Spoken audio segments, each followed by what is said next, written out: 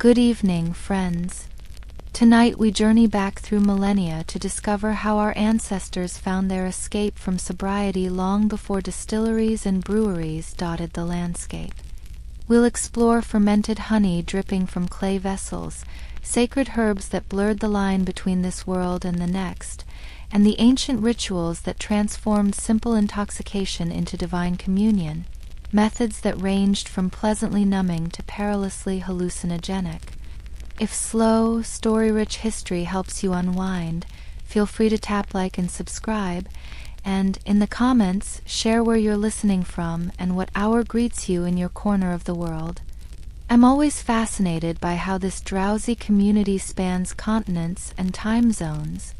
So, lower the lights, perhaps light a candle if you prefer, sink deep into your covers, and let the weight of modern worries dissolve as we explore humanity's oldest quest for altered consciousness together. Imagine yourself stepping through the heavy wooden door of a Norse longhouse on a bitter winter evening somewhere in 9th century Scandinavia. The first sensation that greets you isn't the sight of warriors or the sound of boasting voices. It's the thick, sweet smell of fermenting honey mingling with wood smoke and wet wool. This is where our story of ancient intoxication truly begins, in the mead halls that dotted the frozen landscapes of Viking territories, from the fjords of Norway to the settled shores of Iceland. The art of brewing mead, that golden drink of the Norse world, began long before any warrior lifted his first drinking horn. It started in late summer when beekeepers would harvest honey from log hives scattered throughout the forest clearings. These weren't the neat white boxes you might picture today, but hollowed tree trunks, sometimes still partially alive, humming with thousands of bees that had spent the warm months gathering nectar from wildflowers and heather. The honey itself was precious, more valuable than silver in many settlements. A single log hive might yield enough honey for just a few batches of mead, and the process of extraction was delicate, dangerous work. Beekeepers would calm the bees with smoke from burning dried fungi, their faces wrapped in rough linen, their hands moving slowly, deliberately through the golden combs. Once harvested, the honey would be carried in leather pouches or small wooden buckets back to the settlement where the real alchemy began. In a corner of the longhouse, away from the central fire pit, but close enough to benefit from its warmth, large wooden barrels stood waiting.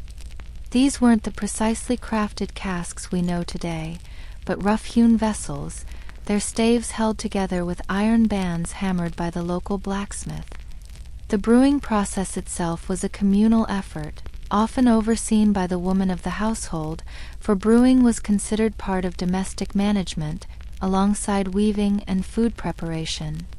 She would begin by heating water in great iron cauldrons, the same vessels used for cooking the evening meal. The water came from nearby streams or wells, carried in wooden buckets that leaked slightly, leaving dark trails across the packed earth floor. Into this warm water she would dissolve the precious honey, stirring with a long wooden paddle worn smooth from years of use. The ratio mattered deeply. Too much water and the mead would be weak, barely capable of warming a man's blood. Too little, and fermentation might fail entirely, leaving them with nothing but expensive sweet water. But honey and water alone don't make mead. They needed yeast, though the Vikings didn't understand it in those terms. They knew only that certain wooden paddles, certain barrels, seemed blessed with the ability to transform honey water into something that could make men sing and fight and forget the endless cold. These implements were treasured, passed down through families, never washed too thoroughly lest they lose their magic. Sometimes they would add herbs and spices to their brewing vessels, bog myrtle for its bitter edge and preservation qualities, meadowsweet for subtle flavor, or yarrow for its supposed ability to increase the drink's potency. These additions weren't mere flavoring, they were part of an ancient knowledge system, each herb chosen for properties both real and imagined. The fermentation itself took place in those wooden barrels, covered with cloth or loose wooden lids to keep out insects while allowing the mysterious transformation to breathe. The Norse brewers would listen to their mead, literally putting their ears to the wood to hear the subtle bubbling that meant the drink was alive, working, becoming something more than its simple ingredients. This process took weeks, sometimes months in the colder seasons. The mead would bubble vigorously at first, then slowly quiet to a gentle whisper of occasional bubbles breaking the surface. The smell would change too, from cloying sweetness to something more complex, notes of alcohol beginning to emerge alongside the honey's floral undertones. While the mead fermented, daily life in the settlement continued its rhythm, and that rhythm was punctuated by drinking, even before the new batch was ready. The Vikings were not a culture of abstinence, far from it. From previous batches, from trades with neighboring settlements, from raids and expeditions, there was usually something alcoholic available, and social custom demanded its consumption. The drinking horn was the vessel of choice, carved from the horns of cattle or, for the wealthy, the great aurochs that still roamed the European forests. These horns couldn't be set down when full, they had no flat bottom, which meant once you accepted a horn of mead or ale, you were committed to finishing it or passing it along. This simple physical fact shaped the entire culture of Norse drinking, making it inherently social, inherently communal. The horns themselves were works of art, their rims often bound with silver or bronze, their surfaces carved with runic inscriptions or scenes from mythology. A man's drinking horn was personal, carried on his belt, brought to feasts, and sometimes buried with him when his time came. The size of your horn, the quality of its decoration, these things spoke to your status as surely as the weight of silver around your arm. Inside the mead hall, the social hierarchy of drinking was as rigid as any law, though unwritten, everyone knew their place. At the high seat sat the jarl or chieftain, his position marked not just by the carved posts of his chair but by the fact that he was served first, always. The woman of highest rank, usually his wife, would carry the mead bucket and ladle, moving through the hall in a prescribed pattern that reinforced social bonds with every pour. She would begin with her husband, filling his horn while speaking words of welcome or praise. Then to the most honored guests, usually visiting chieftains or successful raiders recently returned. Down the benches she would move, each man receiving his portion according to his standing. The young warriors, eager to prove themselves, sat furthest from the warmth of the central fire, drinking last and often least, unless they had recently distinguished themselves in battle or raid. The quality of drink varied by status too. The finest mead, clear and golden, aged in the best barrels, went to the top of the social ladder. Further down, men might drink younger mead, cloudier and harsher, or ale brewed from barley, cheaper and more plentiful but less prestigious. At the very bottom of the social scale, thralls and servants might receive only the dregs, mixed with water to stretch the supply. The mead hall itself was a marvel of primitive engineering, built to contain warmth, sound, and dozens of increasingly intoxicated warriors. The walls were constructed of massive logs, their gaps stuffed with moss and mud to keep out the wind. The roof, high and steep, was covered with thatch or wooden shingles, designed to shed the heavy snows that would otherwise collapse the structure. Inside, the atmosphere was thick, almost oppressive by modern standards. Smoke from the central fire pit rose toward whole openings in the roof, but much of it lingered, creating a permanent haze that stung the eyes and flavored everything with the taste of burning wood. The smell was overwhelming, smoke mixed with mead, roasting meat, wet wool, sweat, and the distinctive odor of many bodies who bathed infrequently through the long winter months. Rushes and straw covered the floor, changed occasionally but more often simply added to, layer upon layer building up over the winter season. These floor coverings absorbed spilled drink, dropped food, and worse, creating a somewhat soft but decidedly unhygienic surface that would horrify modern sensibilities. Dogs wandered between the benches, fighting over scraps, adding their own contributions to the aromatic atmosphere. The benches themselves ran along the walls, simple planks supported by posts driven into the earth floor. Men sat shoulder to shoulder, their backs against the wall, feet stretched toward the fire. There were no individual seats, no personal space in the modern sense. When the hall was full, you felt the warmth of bodies on either side, heard every conversation, every belch, every boast. As the evening progressed and the mead flowed more freely, the hall would transform. What began as relatively orderly drinking would evolve into something more primal. Stories would be told, not quiet bedtime tales but grand sagas of gods and heroes, voiced by skalds who had memorized thousands of lines of verse. These poets were special figures, their ability to remember and recite earning them place and protection in any hall. The stories themselves were fuel for drinking, each tale of Thor's mighty hammer or Odin's cunning called for another round. Men would stand to swear oaths, promising great deeds or declaring loyalty, their words made sacred by the mead in their bellies and the witnesses around them. These drunken promises were binding, remembered and enforced by the community long after the effects of alcohol had faded.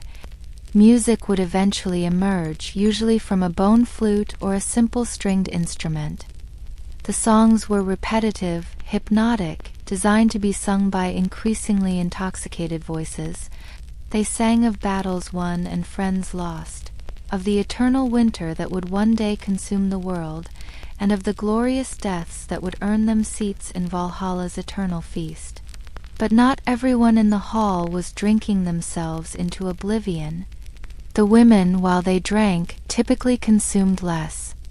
They had responsibilities that extended beyond the feast, preparations for the next day's meals, tending to children who slept in the private chambers at the hall's ends, maintaining the fire that must never be allowed to die completely.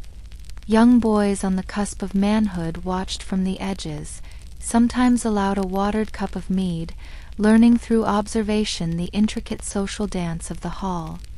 They saw how alliances were formed over shared horns, how old grudges could be either settled or inflamed by alcohol's influence. They learned the drinking songs, the proper words to speak when accepting a horn, the gestures that showed respect or issued challenge. As the night wore on, the mead's effects became increasingly apparent. Vikings, contrary to some popular depictions, weren't necessarily harder drinkers than other peoples, they simply drank differently. The mead they consumed was often stronger than modern beer but weaker than wine, perhaps 8 to 10% alcohol. But they drank it in quantity, horn after horn, with no cultural mechanism for moderation once the serious drinking began. The first stage of intoxication brought warmth, a spreading heat that seemed to push back the eternal cold that seeped through the walls. Men would shed their outer cloaks, their faces flushing red in the firelight. Conversations grew louder, laughter more frequent. Old friends embraced, sometimes weeping over shared memories of fallen comrades. The second stage brought boasting. Warriors would stand to recount their deeds, real and embellished. They would show scars, describe battles in vivid detail, challenge others to matches of strength or wit. Arm wrestling was common, as were more elaborate contests. Men might compete to compose insulting verses about each other, the goal being to craft the cleverest insult without crossing the line into mortal offense. The third stage brought trouble. This was when old feuds resurfaced, when perceived slights became unbearable insults. The Norse had a complex system of honor and revenge, and alcohol had a way of accelerating these cycles. A carelessly spoken word about someone's father, a look held too long at another man's woman, an accusation of cowardice, however veiled. Violence in the mead hall was paradoxically both expected and forbidden. The hall was meant to be a place of peace, a sanctuary where enemies could drink together under the protection of hospitality. But everyone knew this peace was fragile, maintained only by the threat of severe consequences for those who broke it. Still, when mead flowed freely enough, consequences became tomorrow's problem.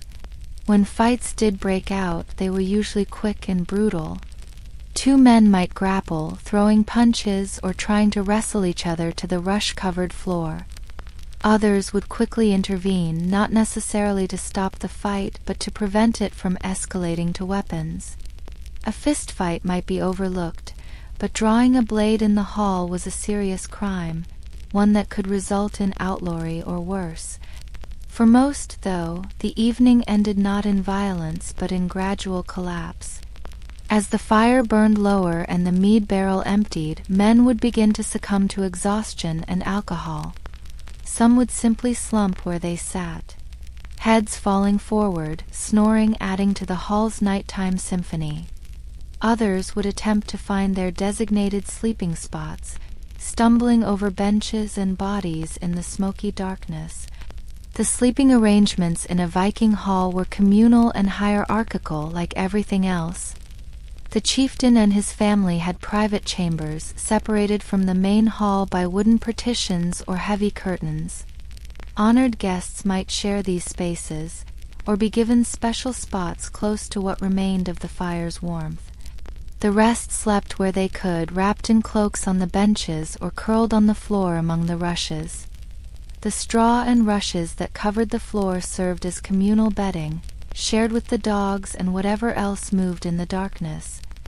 Men slept fully clothed, their cloaks serving as blankets, their arms often within reach even in their stupor. The temperature would drop through the night, the fire reduced to glowing embers that provided little heat to the hall's far corners. Men would huddle together for warmth, personal space abandoned in favor of survival. The snoring was tremendous, a chorus of different tones and rhythms that would make sleep difficult for any but the deeply intoxicated. And then came morning, or what passed for morning in the northern winter, when darkness lingered well past what other lands would call dawn. The awakening was gradual and painful, beginning usually with whoever was responsible for rebuilding the fire. This unfortunate soul would stumble through the hall, stepping over bodies, searching for kindling and dry wood. The first sensation for most was cold, bone-deep and penetrating, made worse by alcohol's dehydrating effects. Then came the headache, a pounding that seemed to match the renewed crackling of the fire. The Norse had a word for it. Thor's hammer in the skull, they might say, referring to the god's mighty weapon seemingly being used to reshape their heads from within. The smell of the morning hall was unique. The night's activities had added new layers to the already complex aroma. Spilled mead had soaked into the rushes, vomit too, from those who had exceeded even Viking capacity. The fire's renewal sent fresh smoke through the space, mixing with the stale air that had been breathed and rebreathed by dozens of bodies through the night. Men would rise slowly, groaning, stretching, trying to piece together the previous evening's events. Morning conversations were quiet, partly from respect for aching heads, partly from uncertainty about what had been said or promised in the Mead's embrace. Sometimes a man would discover he had sworn an oath he couldn't quite remember, or agreed to a marriage alliance, or promised to join a raiding party bound for unknown shores. The morning meal was simple and medicinal. Bread, if available, soaked in weak ale or water. Perhaps some preserved fish or cold meat from the previous night's feast. But the primary treatment for the morning's suffering was more alcohol, a practice that transcended cultures even then. A cup of ale, weaker than the previous night's mead but still alcoholic, was considered essential to facing the day. This hair of the dog wasn't merely about alleviating hangover symptoms, though it did provide temporary relief. It was part of the Viking relationship with alcohol that saw drinking not as an occasional indulgence but as a daily necessity. In a world where water could be dangerous and milk was seasonal, fermented drinks were often the safest option for hydration. The women of the hall had their own morning rituals. Though they had generally drunk less, they still felt the effects. But there was work to be done regardless. The hall to be cleaned, at least minimally, food to be prepared, children to be tended. They moved through the hall with practiced efficiency, stepping over still unconscious warriors, sweeping the worst of the night's debris toward the door. Some mornings brought reckonings. Arguments that had been interrupted by unconsciousness might resume, though usually with less heat in the cold light of dawn. Men who had fought might be required to pay compensation or shake hands in grudging reconciliation. Broken furniture, benches cracked in impromptu wrestling matches, drinking horns shattered in emphasis of some forgotten point, would need to be repaired or replaced. The young men who had watched from the edges the night before now had different duties. They helped with the cleaning, learned the harsh realities of overindulgence by witnessing its aftermath. They saw great warriors reduced to groaning masses, witnessed the transformation from nighttime glory to morning misery. It was education of a sort, though whether it taught moderation or simply better tolerance would depend on the individual. The brewing continued through all of this. The patient transformation in the wooden barrels proceeded regardless of human suffering. The woman overseeing the process would check the vessels, perhaps adding herbs or adjusting the cloth covers. She knew that in a few weeks the cycle would begin again. New mead would be ready, and the hall would once more fill with the sounds of drinking and boasting. This was the rhythm of Viking drinking life. Not occasional binges, but regular, ritualized intoxication that served multiple social functions. It bonded warriors before battle, sealed alliances between chiefs, provided escape from the harsh realities of northern life. The Mead Hall was courthouse and church, entertainment venue and social club, all mediated by the consumption of fermented honey. The Vikings' relationship with alcohol was complex, far more nuanced than popular culture often suggests. Yes, they drank heavily by modern standards, but their drinking was bound by rules, rituals, and expectations. The Mead Hall wasn't just a place to get drunk. It was where society organized itself, where stories became history, where individual identity merged with collective purpose. Consider the skill required to survive in this culture. You needed to know how much you could drink while maintaining enough control to avoid fatal insult. You had to navigate the complex social hierarchies that determined when you drank, what you drank, and with whom. You had to remember, despite the alcohol, the words spoken, the oaths sworn, the alliances formed. The mead itself was more than just an intoxicant. It was liquid wealth, diplomatic tool, sacred substance. Honey was so valuable that stealing beehives was a serious crime, punishable by outlawry or death. The ability to produce good mead could elevate a household status, while serving poor mead at important gatherings could damage reputation for generations. The production methods varied by season and region. In Iceland, where bees couldn't survive the harsh climate, mead was a rare import, treasured and reserved for the most special occasions. There, they relied more heavily on ale, brewed from barley grown in the brief summer months, harvested and malted with careful attention to the unpredictable weather. The malting process itself was an art. Barley grains would be soaked in water until they began to sprout, then dried over fires in special kilns. The smoke from these fires flavored the grain, and ultimately the ale, creating regional variations that an experienced drinker could identify. Some regions used peat fires, others preferred wood, each imparting its own subtle characteristics to the final brew. Travel and trade brought new drinking traditions to the Viking world. Warriors returning from raids in Francia brought back wine, that strange southern drink that needed no brewing, only fermentation of crushed grapes. The first Vikings to taste wine often found it too acidic, too different from their sweet mead and hearty ale. but they learned to appreciate it, especially as a status symbol, something exotic that demonstrated far-reaching connections.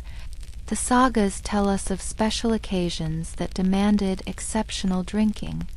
Weddings, for instance, required vast quantities of alcohol, enough to keep guests drunk for days. The brewing would begin months in advance, multiple households contributing their resources to ensure adequate supply. A wedding with insufficient drink was a social catastrophe, remembered and mocked for generations. The wedding feast itself followed specific drinking rituals. The bride and groom would share a loving cup, drinking together from the same vessel to symbolize their union. Then came the bride ale, from which we get our word bridal, where the new wife would serve drink to the assembled guests, establishing her role as hostess in her new household. Funeral drinks were equally important but carried different weight. Here, men drank to honor the deceased, to share memories, and to ease the transition between worlds. The grave ale was often stronger than usual, meant to facilitate communication with the spirits, to blur the boundaries between the living and the dead. Stories would be told of the departed's great deeds, each tale requiring another round, another toast to their memory. Seasonal celebrations brought their own drinking traditions. The midwinter feast, when darkness seemed eternal and food stores ran low, demanded the best remaining mead be brought out. This wasn't mere celebration, it was psychological survival, using alcohol to maintain morale through the hardest months. The communal intoxication reinforced social bonds when isolation and depression threatened the community's cohesion. The summer raids brought different drinking patterns. Before departure, warriors would gather in the hall for a send-off feast, drinking to build courage and cement loyalty. The mead consumed here had purpose, binding men together before they faced unknown dangers across the sea. Oaths sworn over these drinks were considered especially sacred, witnessed by gods and men alike. But not everyone could handle the drinking life. The sagas occasionally mention men who couldn't hold their mead, who became violent or foolish with even small amounts. These men faced social ridicule, excluded from important gatherings, unable to participate fully in society. In a culture where so much business was conducted over drinks, being unable to drink properly was a serious disability. There were also those who drank too much, too often. Though the concept of alcoholism as we understand it didn't exist, the Norse recognized that some men were enslaved by drink. They had words for it, calling such men ale-sick or mead-weak. These individuals might lose their property, their families, their standing in society, all sacrificed to the barrel and horn. Women, too, could fall victim to excessive drinking, though social pressures generally kept female consumption more moderate.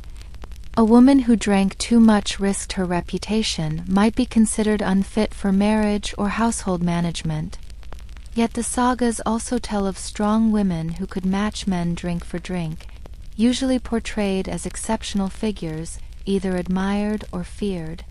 The economic impact of all this drinking was substantial. A successful household might dedicate a third or more of its grain production to brewing. Honey harvesting expeditions could take men away for weeks, searching for wild hives in distant forests. The construction and maintenance of brewing equipment, barrels, cauldrons, horns, and cups, supported entire craft specialties. Trade routes developed partially around alcohol. Merchants carried mead and ale between settlements, wine from the south, and even more exotic drinks from further afield. A trader's arrival with foreign alcohol was cause for celebration and careful negotiation. The price of a barrel of Frankish wine might equal several cows, or a season's worth of iron tools. As morning turned to day in our Viking hall, the cycle would begin anew. By afternoon, with the worst of the hangover fading, men might begin drinking again, though usually more moderately than the night before. Work had to be done, tools mended, weapons maintained, plans made for farming or raiding. But even work was often accompanied by ale, weak brew that provided calories and hydration without significant intoxication. The endless cycle of brewing, drinking, and recovering shaped the very architecture of Viking society. It influenced where settlements were built, near good water sources and barley fields. It determined the size of halls built to accommodate drinking gatherings. It even affected burial practices, with the wealthy buried with drinking horns and vessels for the afterlife's eternal feast. This was their reality, a world where alcohol was an escape from life but intrinsic to it, where sobriety was the exception, not the rule, where social bonds, legal agreements, and religious experiences all flowed through fermented drinks. The Vikings didn't drink to forget their harsh world. They drank to engage with it, to make it bearable, to transform it into something worth living. As we leave this smoky hall, with its mixture of triumph and misery, glory and mundane suffering, we begin to understand that ancient drinking was never just about intoxication. It was about survival, both physical and social. It was about creating meaning in a world that often seemed meaningless, about finding warmth in the cold, fellowship in isolation, courage in the face of overwhelming odds.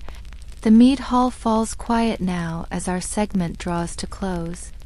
The last of the morning cleaning finished, preparations for the next feast already beginning. Somewhere in the back, those patient barrels continue their work, bacteria and yeast transforming simple ingredients into the social lubricant that kept Viking society functioning. And tomorrow, or the next day, when the batch is ready, the cycle will begin again, as it had for generations before and would for generations to come. As we drift southward from those smoke-filled Nordic halls, across the centuries and down through the European continent, we find ourselves in a very different world of intoxication. Here, under the Mediterranean sun, where grapevines climb ancient stone terraces and the air carries the scent of wild herbs and sea salt, we discover a civilization that didn't just drink to their gods. They made intoxication itself divine. Welcome to ancient Greece, where sometime around the 8th century BCE, wine wasn't merely a beverage but a gift from the gods, specifically from Dionysus, that most paradoxical of deities. He was the god of wine, yes, but also of madness and ecstasy, of theater and transformation, of the vine's cultivation and the chaos that follows its consumption. The story of Dionysus begins before Greece itself, in the older civilizations that preceded classical antiquity. The god's origins trace back to Thrace and Phrygia, wild lands to the north and east where different forms of intoxication were already sacred. When this foreign deity arrived in Greece, he brought with him rituals and practices that would fundamentally reshape how humanity understood the relationship between alcohol and the divine. According to the myths the Greeks told themselves, Dionysus was born from Zeus's thigh, having been sown there after his mortal mother, Semele, was consumed by the god's true form. This strange birth story mattered. It established Dionysus as both divine and somehow connected to mortality, a god who understood human suffering because he had experienced it. Unlike the distant Olympians in their clouded palaces, Dionysus walked among humans, teaching them to cultivate vines and transform grapes into something miraculous. The Greeks believed Dionysus had personally traveled their lands, introducing viticulture to each region. They could point to specific places where the god had first planted vines, where he had taught the locals the sacred techniques of fermentation. These weren't just stories, they were explanations for why wine affected humans as it did, why it could bring both joy and madness, inspiration and destruction. The actual process of Greek winemaking was both simpler and more sophisticated than what the Vikings knew with their mead. The cycle began in late summer, when the grapes hung heavy on vines that had been carefully tended since spring. The The vines themselves were cultivated with almost religious attention, pruned according to traditional methods passed down through generations, watered just enough but not too much, protected from animals and thieves. Harvest time was a communal celebration. Entire families, sometimes entire villages, would work together to pick the grapes at exactly the right moment. Too early and the wine would be harsh and acidic, too late and it would be too sweet, prone to spoiling. The decision of when to harvest was made by experienced vintners, men who could taste a grape and know, through years of accumulated knowledge, whether it was ready. The grapes would be carried in woven baskets to the pressing area, usually a stone platform with raised edges and a channel for the juice to flow. Here began one of the most iconic images of ancient winemaking, the treading of grapes. Men, women, and children would climb into the pressing basin, their feet purple to the ankles, dancing and stomping to crush the fruit. This wasn't random trampling but rhythmic, purposeful movement, often accompanied by music, flutes and drums keeping time as the workers moved in patterns that had been refined over centuries. The Greeks understood that different pressures extracted different qualities from the grapes, the gentle first pressing yielding the finest juice, subsequent harder pressings producing rougher wine. The juice would flow through carved channels into collection vessels, usually large ceramic jars called pithoi, partially buried in the ground to maintain stable temperature. Here, fermentation would begin, that mysterious process the Greeks attributed directly to Dionysus's influence. They would add various substances to aid fermentation, sometimes seawater in small quantities, which both helped preservation and added a distinctive taste that Greeks associated with properly made wine. But Greek wine was rarely consumed pure. To drink unmixed wine, what they called akratos, was considered barbaric, even dangerous. The Greeks believed that unmixed wine could drive men mad, that it was too close to the raw power of Dionysus himself. Instead, wine was mixed with water in precise ratios, usually 3 or 4 parts water to 1 part wine, though the proportions could vary based on the occasion and the drinker's intentions. The mixing took place in a special vessel called a crater, often beautifully decorated with scenes from mythology, including frequently stories of Dionysus himself. The crater would be placed in the center of the drinking space, and from it, servants would ladle the mixed wine into individual cups. This communal vessel meant everyone drank the same mixture, creating equality among the drinkers, at least in terms of intoxication. The symposium was where Greek drinking culture reached its most refined form. These weren't mere drinking parties, but carefully orchestrated social rituals that combined philosophy, politics, poetry, and progressive intoxication. The word itself means drinking together, but what happened at a symposium went far beyond simple communal consumption. The setting was typically the andron, the men's room of a wealthy house, specifically designed for symposiums. Couches were arranged around the room's perimeter, each able to accommodate 2 reclining men. Yes, they drank lying down, propped on their left elbows, leaving their right hands free for gesturing, eating, and lifting their cups.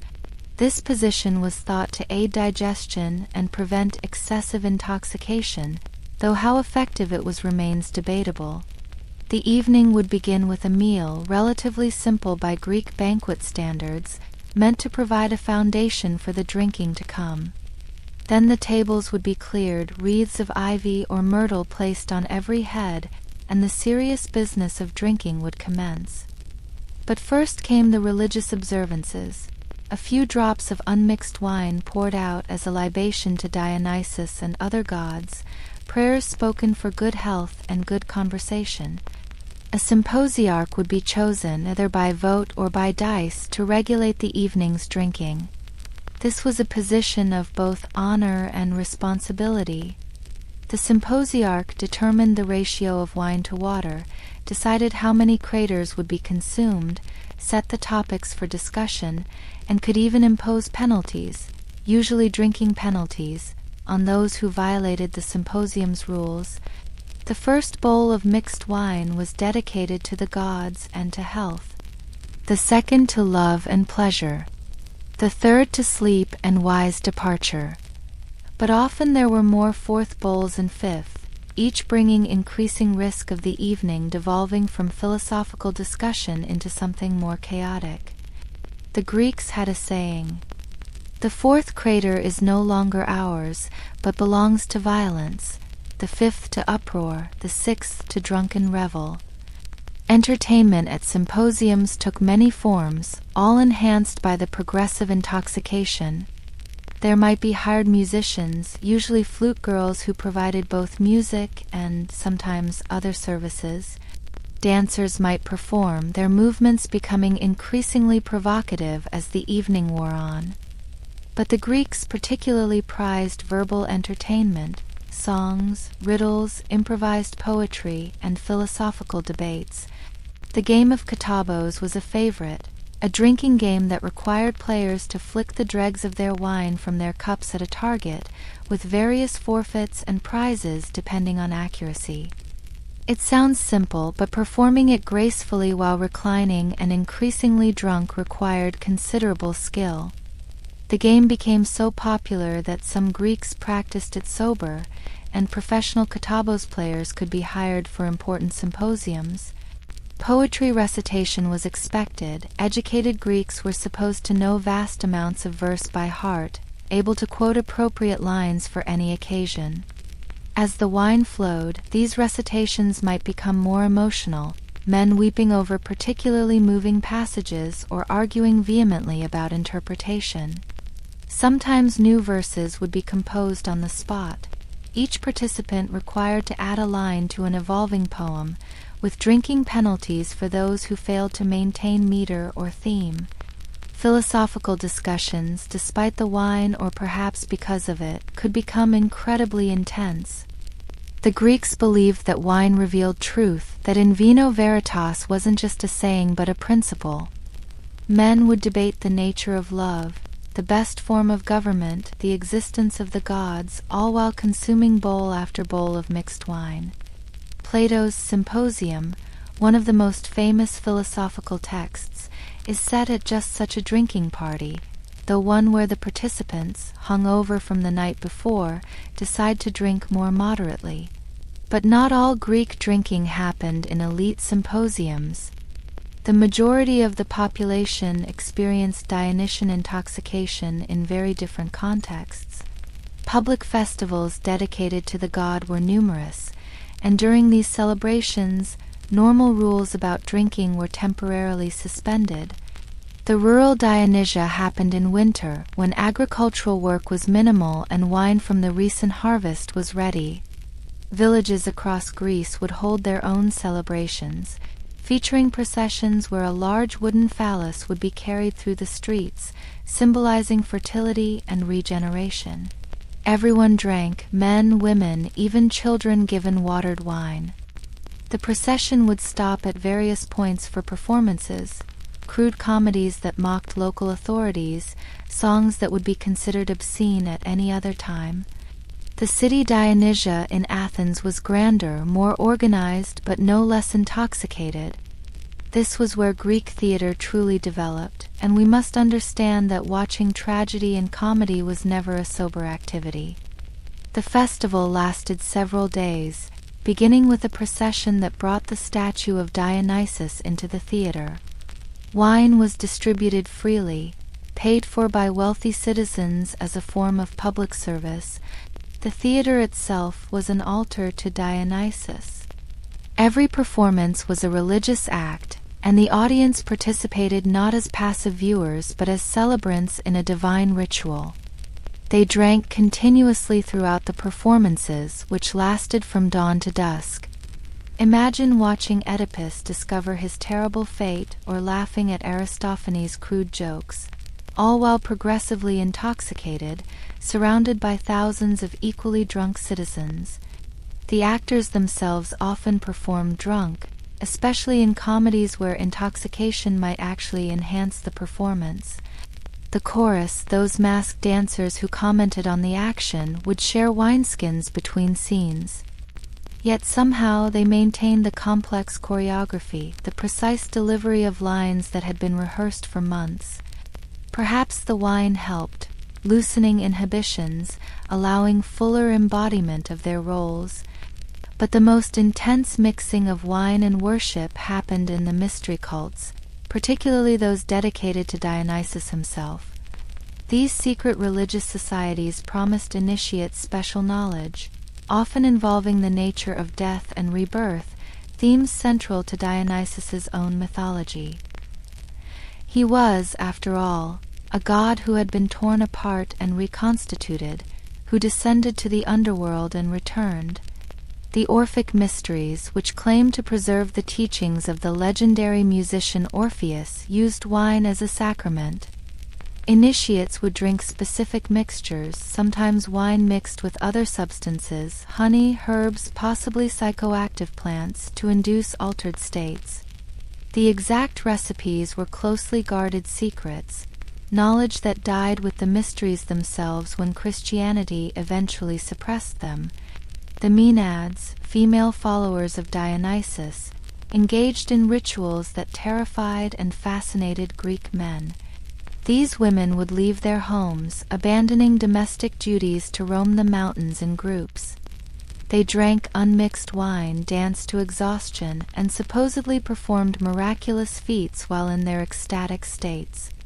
The myths spoke of them tearing animals apart with their bare hands, though how much was real and how much was male anxiety about female independence remains unclear.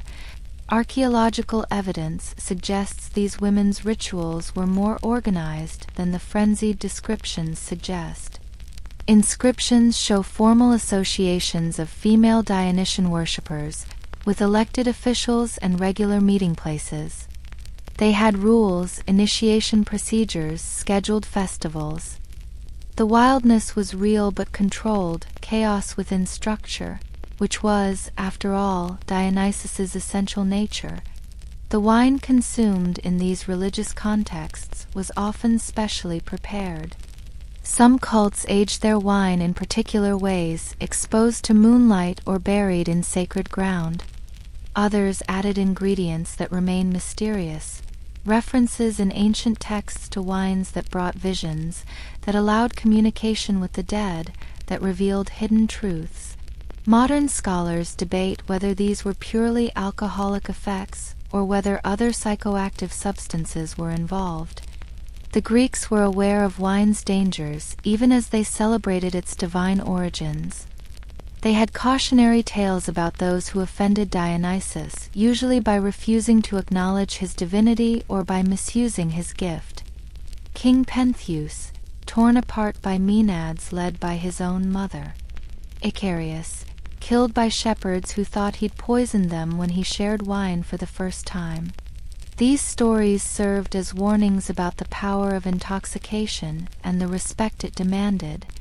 Medical texts from ancient Greece show sophisticated understanding of alcohol's effects. Hippocrates prescribed different wines for different ailments, recognized wine's antiseptic properties, and warned against excessive consumption. Greek physicians distinguished between different types of drunkenness, the cheerful intoxication of properly mixed wine versus the madness of unmixed consumption, the slow decline of habitual drunks versus the acute poisoning of those who drank too much too quickly. The social rules around drinking were complex and strictly enforced. Women, except in religious contexts, rarely drank with men. When they did drink, it was supposed to be more diluted wine, consumed with greater moderation. A woman who drank like a man risked social condemnation, might be divorced, lose custody of her children. Yet archaeological evidence, wine cups in women's graves, depictions on pottery, suggests actual practice was more liberal than official ideology.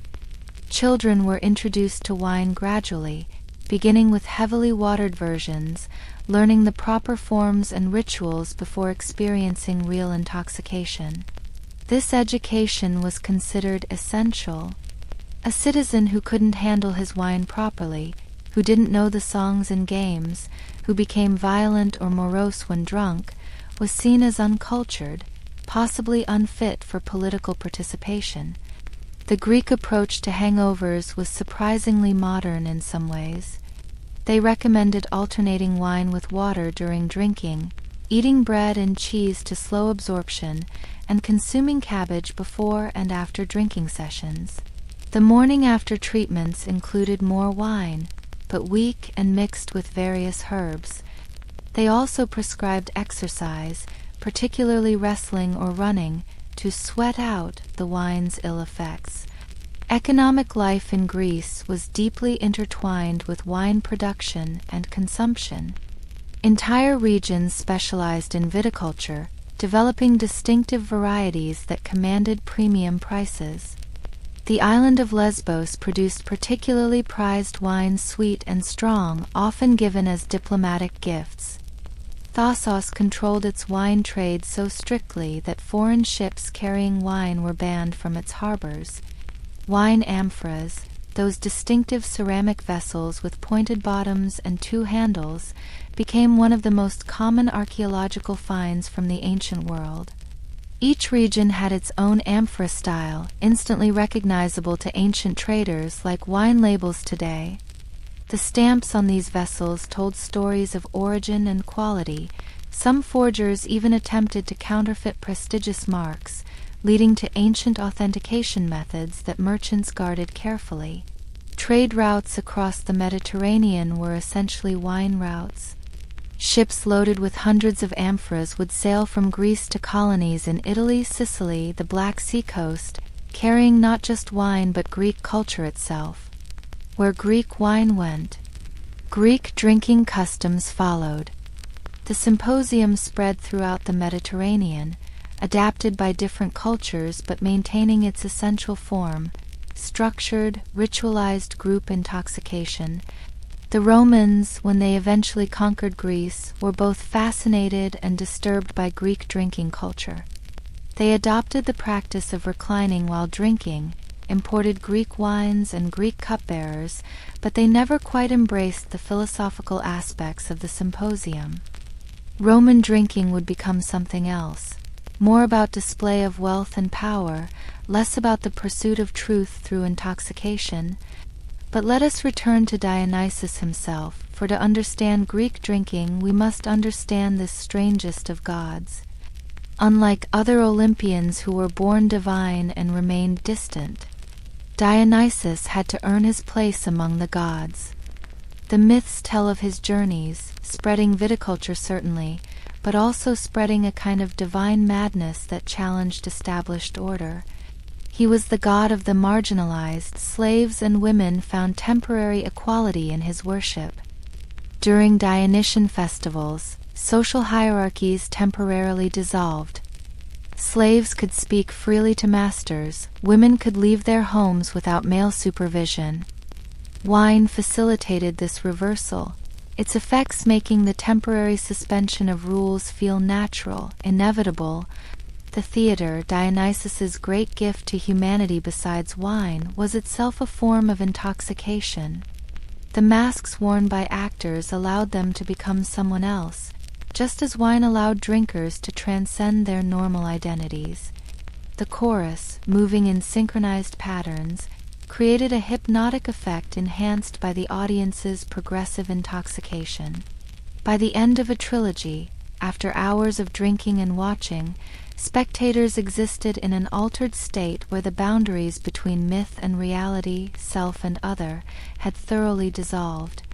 Consider a specific festival, the Anthesteria, celebrated in late winter when the wine jars from the autumn harvest were first opened. This 3-day celebration began with the Pythogia, the jar opening when the new wine was blessed and tasted. The entire city participated, even slaves were given time off to drink. Small children received their first taste of wine, crowned with flowers, officially welcomed into the drinking community. The second day, called Chose, was a day of competing drinking. Not the social drinking of symposiums, but competitive consumption. Each drinker had his own pitcher, and the goal was to drain it as quickly as possible. The winner received a prize, usually a wineskin or crown, but the real reward was prestige. Yet this was also a day of ghosts. The spirits of the dead were thought to walk among the living, and the drinking was partly to fortify the living against supernatural encounters.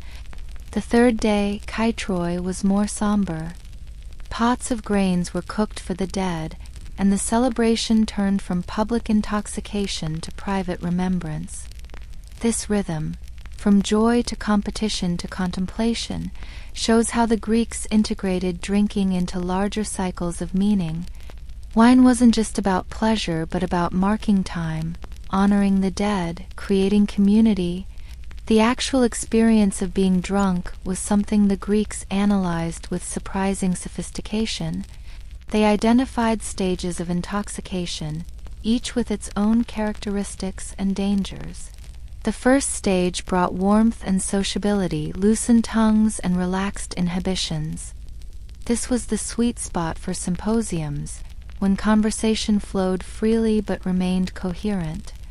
The second stage brought emotional intensity. Men might weep openly, declare passionate friendships, or reveal secrets they'd normally keep hidden. The Greeks valued this emotional release, seeing it as healthy, even necessary. The phrase, "wine is the mirror of the mind," reflected their belief that intoxication revealed true character, that the drunk man showed who he really was beneath social masks. The third stage brought physical effects: loss of coordination, slurred speech, the distinctive walk of the heavily intoxicated. The Greeks had words for all of this, for the way drunk men staggered, for the particular glassy look in intoxicated eyes, for the repetitive speech patterns of those who'd had too much. They found it amusing to a point, but a man who regularly reached this stage was pitied, not admired. The fourth stage was dangerous territory. This was where men might become violent, where the divine madness of Dionysus turned destructive. The Greeks told stories of men who killed friends in drunken rages, who revealed state secrets, who blasphemed against the gods. This was why the symposiarch's role was so important, to prevent the gathering from reaching this dangerous phase. Women's relationship with wine in ancient Greece was complicated, far more so than simple prohibition. In Sparta, women drank openly, part of that city's unusual approach to gender equality. In Athens, respectable women were supposed to drink only at religious festivals, but pottery decorations and comic plays suggest this rule was frequently bent. Hetera, the educated courtesans who attended symposiums, were expected to drink with men, to match them cup for cup while maintaining wit and charm. The medical uses of wine were extensive and sophisticated. Different wines were prescribed for different conditions: sweet wines for weakness, dry wines for digestive issues, aged wines for various chronic ailments. Wine was mixed with herbs to create medicinal compounds: frankincense for coughs, myrrh for wounds, hellebore for madness. The Greeks understood that wine could clean wounds, though they didn't understand why. Pregnancy and wine presented particular challenges. Some physicians recommended small amounts of diluted wine for pregnant women, believing it strengthened the developing child. Others warned against any consumption, noting correlations between heavy drinking and problematic births. The debate sounds remarkably modern, suggesting that the effects of alcohol on pregnancy were observable even without understanding the mechanism. The infrastructure of wine production shaped Greek landscapes. Terraced hillsides covered with vines became the characteristic view of many regions. Pruning, grafting, and training vines required specialized knowledge, passed down through families, creating hereditary expertise. The best vineyard workers commanded high wages, their knowledge of soil, climate, and vine behavior making them valuable assets. Storage and aging of wine required considerable investment. Wealthy Greeks had special wine cellars, cool and dark, where amphoras could age for years or decades. Some wines were deliberately exposed to heat and smoke, creating a style called cooked wine that could last longer and travel better. Others were aged in resin-lined vessels, the origin of retsina, that distinctive Greek wine that still divides opinions today. The religious calendar was structured around wine. Different gods received wine offerings at different times in different ways. Dionysus naturally received the most, but Zeus, Apollo, and even Athena had wine poured out in their honor. The mysteries of Eleusis, those secret rites that promised initiates blessed afterlives, included a sacred drink called kykeon. While its exact composition remains debated, wine was certainly one component, mixed with barley and herbs in proportions that died with the last initiates. The symposium's influence extended far beyond drinking. It was where political alliances formed, where young men were educated in citizenship, where the bonds that held the polis together were strengthened or strained. The conversations that happened over mixed wine-shaped philosophy, Socrates' methods of questioning, Plato's theories of love, Aristotle's political observations, all developed in symposium contexts. Music and wine were inseparable in Greek culture. The aulos, that distinctive double-piped instrument, was sacred to Dionysus. Its penetrating sound, capable of inducing trance-like states, accompanied both drinking and religious rituals. Players were often slaves or freedmen, their breath control allowing them to play for hours while others drank. The rhythm of the music helped regulate drinking, faster tempos encouraging quicker consumption, slower melodies promoting contemplation. Poetry composed while drunk had special status. The Greeks believed wine could inspire genuine creativity, that Dionysus himself spoke through intoxicated poets. Some of the most famous Greek verses were supposedly composed at symposiums, though how much was actual spontaneous creation versus performance of pre-memorized lines remains unclear. What matters is the belief, the idea that wine could connect humans to divine inspiration. The economics of symposiums were considerable. A proper symposium required not just wine but specialized furniture, dishes, entertainment. The couches alone were expensive, properly proportioned for reclining, decorated with precious materials. The cups, kylix with their distinctive wide, shallow bowls and elegant stems, were often masterpieces of ceramic art. Some featured scenes of Dionysus, others showed symposiums themselves, creating a mice and abime effect as drinkers saw themselves reflected in the vessels they drank from. Professional symposium workers formed a distinct class. There were cupbearers, usually attractive young men or boys, who needed to know the proper proportions for mixing, the order of service, the songs and games. Musicians and dancers trained specifically for symposium entertainment, learning repertoires that ranged from sacred hymns to obscene drinking songs. Even conversation could be professionalized, with hired philosophers or rhetoricians who could maintain sophisticated discourse regardless of intoxication level. The decline of the classical symposium came gradually. As Greek cities lost independence, first to Macedon then to Rome, the political functions of symposiums became less relevant. The philosophical schools that emerged, Stoics, Epicureans, Cynics, had different relationships with wine. Some rejected intoxication entirely, others saw it as acceptable pleasure but not path to truth. The religious aspects persisted longer. Dionysian cults continued under Roman rule, though increasingly marginalized as foreign superstition. Yet the influence of Greek drinking culture echoed through centuries. The symposium became the template for civilized drinking in the ancient world.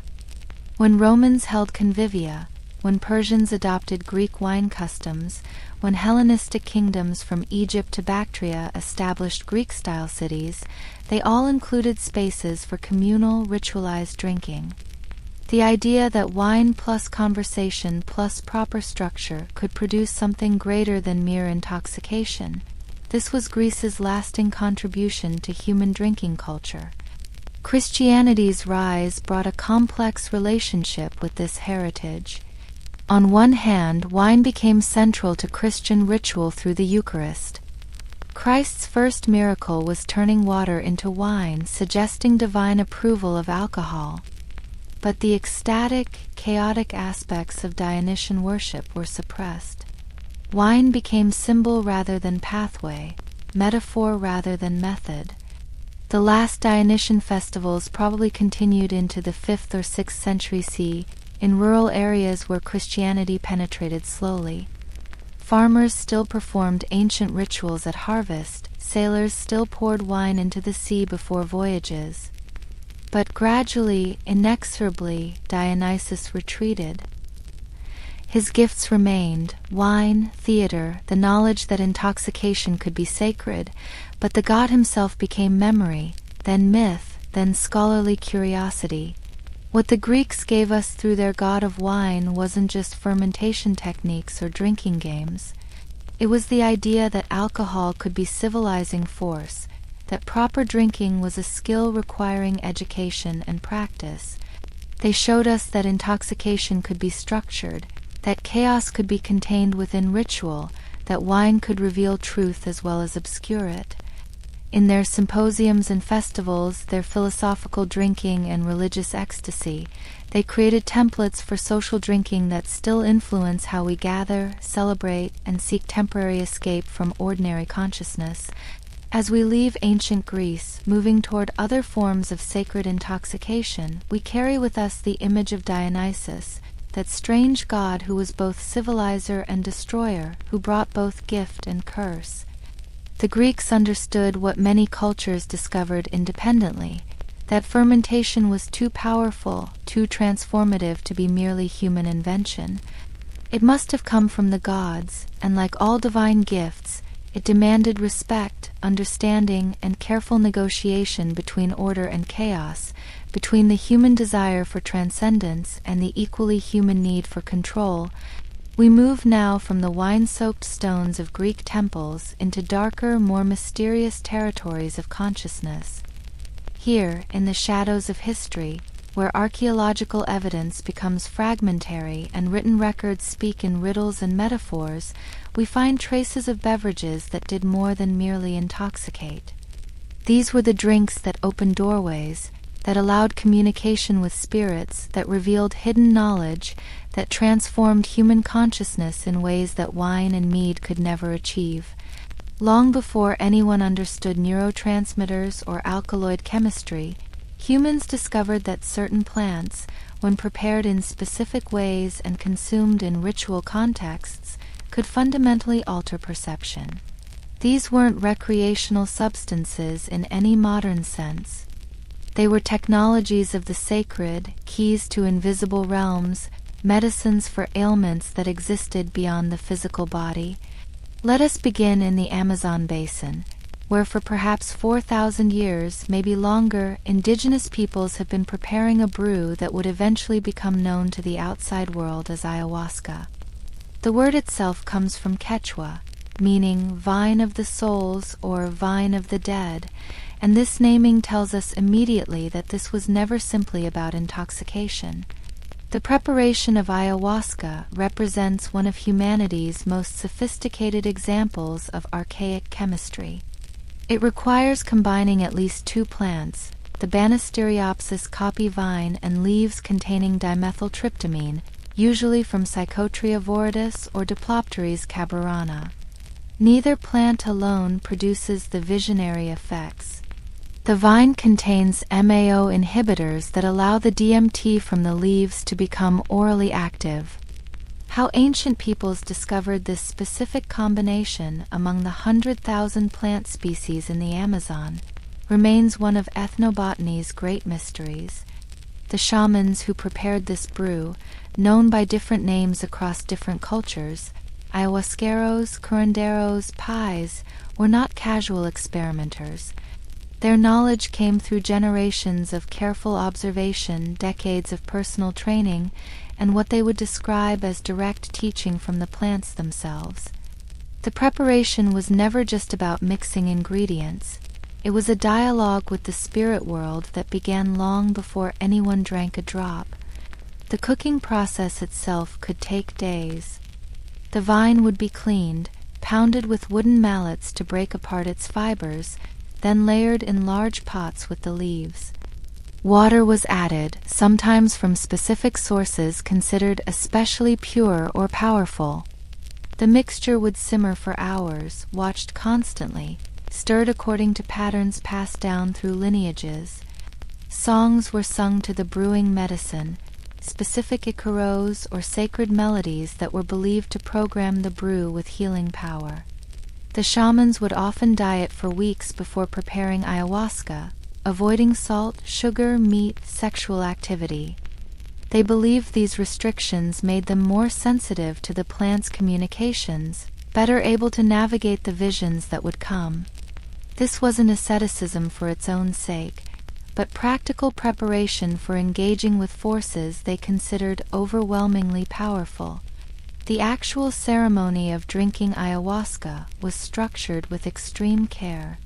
Participants would gather after dark, usually in a special structure away from the main village. The space would be cleaned, protected with smoke from tobacco or copal incense, decorated with specific patterns that would help guide the journey. Everyone would have fasted, their bodies empty, ready to receive the medicine. The shaman would serve the brew in small cups, the amount carefully calibrated to each person's experience and constitution.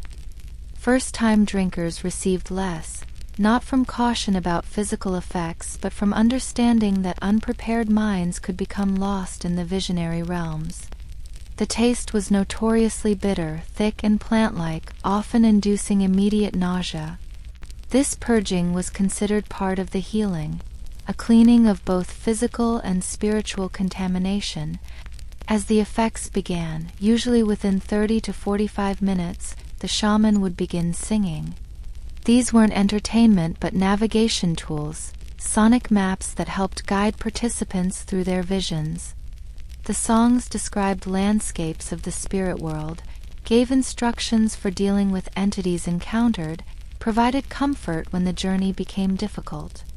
Each shaman had their own repertoire, songs received in visions, taught by elder shamans, or learned directly from the plants. The visions themselves were understood not as hallucinations, but as perceptions of normally invisible realities. People reported seeing the spirits of plants and animals, communicating with deceased relatives, witnessing the energetic patterns that connected all living things. These weren't considered metaphorical or symbolic, but literal journeys to other dimensions of existence. Healing was the primary purpose of most ayahuasca ceremonies. The shamans would use their enhanced perception to see inside patients' bodies, identifying the spiritual causes of physical ailments. They might see illness as dark spots or foreign objects, which they would then extract through sucking, singing, or energetic manipulation. The patients themselves might receive direct insight into their conditions, understanding emotional or spiritual imbalances that manifested as physical symptoms. But ayahuasca was also used for divination, for finding lost objects or people, for understanding weather patterns, for making important community decisions. Shamans would consult the medicine before hunts, seeing where game animals would be found. They would investigate crimes, the visions revealing hidden truths about guilt and innocence. This wasn't considered supernatural, but practical use of an available technology. Moving from the Amazon to ancient Europe, we find evidence of a very different but equally powerful psychoactive brew. The Eleusinian mysteries, those secret religious rites we touched on earlier, appear to have centered around a drink called Kikian that may have contained ergot alkaloids, the same compounds that would later inspire Albert Hofmann to synthesize LSD.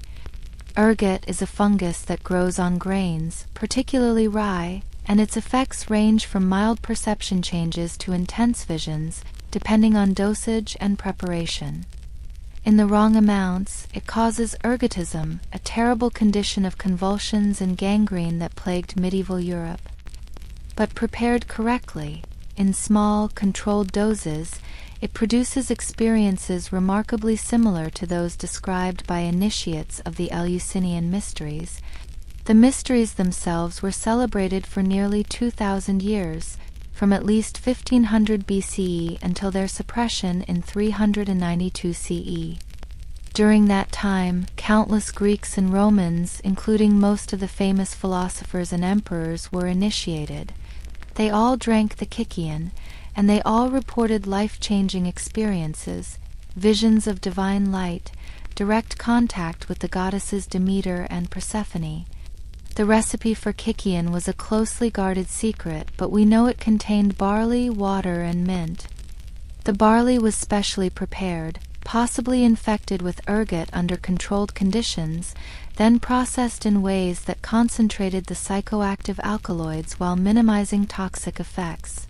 Some scholars suggest the mint wasn't just flavoring, but contained compounds that moderated the ergot's effects, making the experience more manageable. The ceremony took place over multiple days, beginning with purification rituals, fasting, and a long procession from Athens to Eleusis.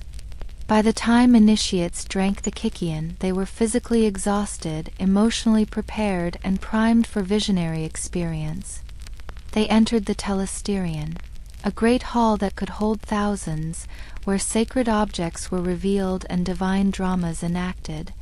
What exactly happened in the telesterion remained secret. Initiates were forbidden on pain of death from revealing details. But we know from hints and allusions that participants experienced death and rebirth, descended to the underworld with Persephone, witnessed the mysteries of agricultural renewal. Many reported that after the experience, they no longer feared death, understanding it as transformation rather than ending.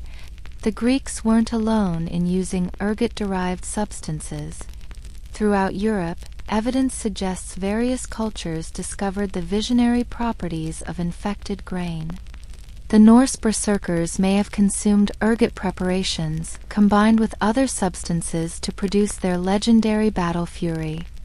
Celtic druids possibly used ergot in their sacred groves, the visions informing their prophecies and legal decisions.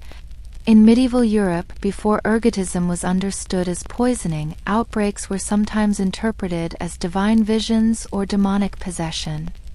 Entire villages might experience simultaneous hallucinations, leading to claims of witchcraft or miracles. Some historians suggest that certain medieval mystics, those who reported elaborate visions of heaven and hell, might have been experiencing controlled ergot intoxication.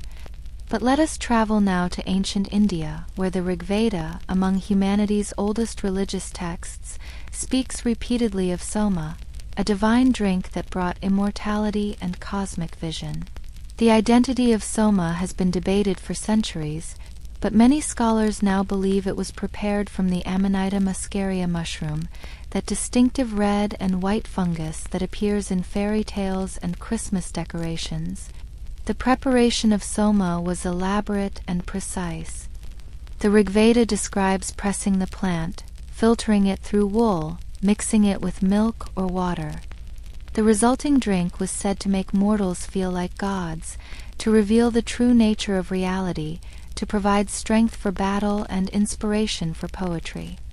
Indra, king of the gods, was said to have drunk rivers of soma before slaying the cosmic serpent. The effects described match what we know of Amanita muscaria intoxication. Enhanced strength and endurance, perception of size distortion where objects seem to grow or shrink, the feeling of flying or floating. The mushroom's compounds, muscimol and ibotenic acid, affect the brain differently than classic psychedelics, producing a unique state that combines stimulation with dreamlike visions. Interestingly, these mushrooms were sometimes processed through reindeer. The animals would eat the mushrooms, and shamans would then drink their urine, which contained the psychoactive compounds but fewer toxins. This practice, as strange as it might seem, was documented among Siberian peoples into the 20th century. Some scholars suggest this is the origin of flying reindeer mythology, shamans experiencing the sensation of flight after consuming reindeer-processed mushrooms. The Zoroastrians of ancient Persia had their own sacred intoxicant, halma, possibly related to or identical with soma. The preparation and consumption of halma was central to their religious practice. Priests would drink it before performing rituals, using its effects to enhance their connection with Ahura Mazda, the supreme deity. The drink was said to provide immortality, healing, and victory over evil forces. In ancient China, Taoist alchemists experimented with hundreds of psychoactive substances, seeking elixirs of immortality and spiritual transcendence. They combined cannabis with datura, mixed mushrooms with minerals, created complex preparations that required months of processing. These weren't random experiments, but systematic investigations recorded in texts that survive today, though often in coded language that makes exact replication impossible. The oracle at Delphi, that most famous prophetic site in ancient Greece, may have achieved her visions through geological rather than botanical means. Recent archaeological work suggests ethylene gas, naturally occurring in the cave where she prophesied, could have induced the trance states described by ancient sources. But the priests likely supplemented this with other substances. Laurel leaves, which contain mild psychoactive compounds, were chewed by the oracle, and various fumigations created additional atmospheric effects. Moving westward to the Americas again, we find evidence of psychoactive brews that predate European contact by millennia. In Mexico and Central America, the sacred drink of pulque, fermented from agave sap, was often fortified with additional substances. Archaeological residues from ceremonial vessels show traces of morning glory seeds, peyote, and datura, mixed with the alcoholic base to create beverages that did far more than intoxicate. The Aztecs called their most powerful ritual drink tiananacatl, flesh of the gods, though this usually referred to mushrooms eaten whole rather than brewed. But they also prepared complex mixtures, combining fermented cacao with psilocybin mushrooms, adding chili peppers and flower petals that contained their own mild psychoactive compounds. These preparations were reserved for the highest ceremonies, coronations, declarations of war, communications with Quetzalcoatl and other deities. The preparation required priest-shamans called tisitl, who underwent years of training in plant identification, dosage calculation, and ritual protection. They understood that the boundary between medicine and poison was thin, that the same plants that opened divine visions could also bring madness or death. Their knowledge was recorded in codices, most destroyed by Spanish colonizers, but fragments survive, hinting at a sophisticated pharmacopoeia we're only beginning to understand. In North America, the Native American Church's use of peyote tea represents a continuation of ancient practices. Though the specific ceremony developed relatively recently, the use of peyote itself extends back at least 5,000 years. Archaeological evidence from Texas caves shows peyote buttons mixed with other plants, prepared in ways suggesting ritual rather than casual use. The preparation of peyote tea is deliberately difficult. The cactus is bitter beyond description, often causing violent nausea. This difficulty is considered part of its teaching. You must suffer to receive its wisdom. The tea is brewed slowly, prayers sung over it for hours, each batch considered a unique spiritual entity with its own lessons to impart. But perhaps the most mysterious of all ancient psychoactive preparations comes from medieval Europe, the so-called flying ointments of accused witches. Court records from witch trials describe ointments made from deadly nightshade, henbane, mandrake, and datura, mixed with animal fats and applied to the skin. These plants contain tropane alkaloids, which can be absorbed transdermally and produce intense hallucinations, including the sensation of flying. Modern experiments with these recipes, conducted with extreme caution, confirm that such preparations could indeed produce the experiences described in witch trial testimonies. Users report transforming into animals, flying through the air, attending gatherings in distant places while their bodies remained motionless. Whether these ointments represent genuine folk traditions or were invented by inquisitors seeking to explain suspected witchcraft remains debated. The knowledge of these preparations was dangerous to possess. During the witch trials, simply knowing which plants to gather and how to prepare them could mean death. Midwives and herbalists, traditional keepers of plant medicine, were particularly vulnerable. Their knowledge of plants that could ease childbirth pain or end unwanted pregnancies was reinterpreted as diabolic wisdom. In the far north, among the Sami people of Scandinavia and the indigenous peoples of Siberia, we find perhaps the most unusual psychoactive preparation. They would feed Amanita muscaria mushrooms to reindeer, then collect and drink the animal's urine. The reindeer's metabolism filtered out many toxins while concentrating the psychoactive compounds. The practice was so embedded in culture that even children's winter songs referenced it, though few modern listeners recognize the psychedelic origins of flying reindeer pulling shamanic sleds across the sky. The shamans who consumed these processed mushrooms reported traveling to the world tree that connected all realms of existence.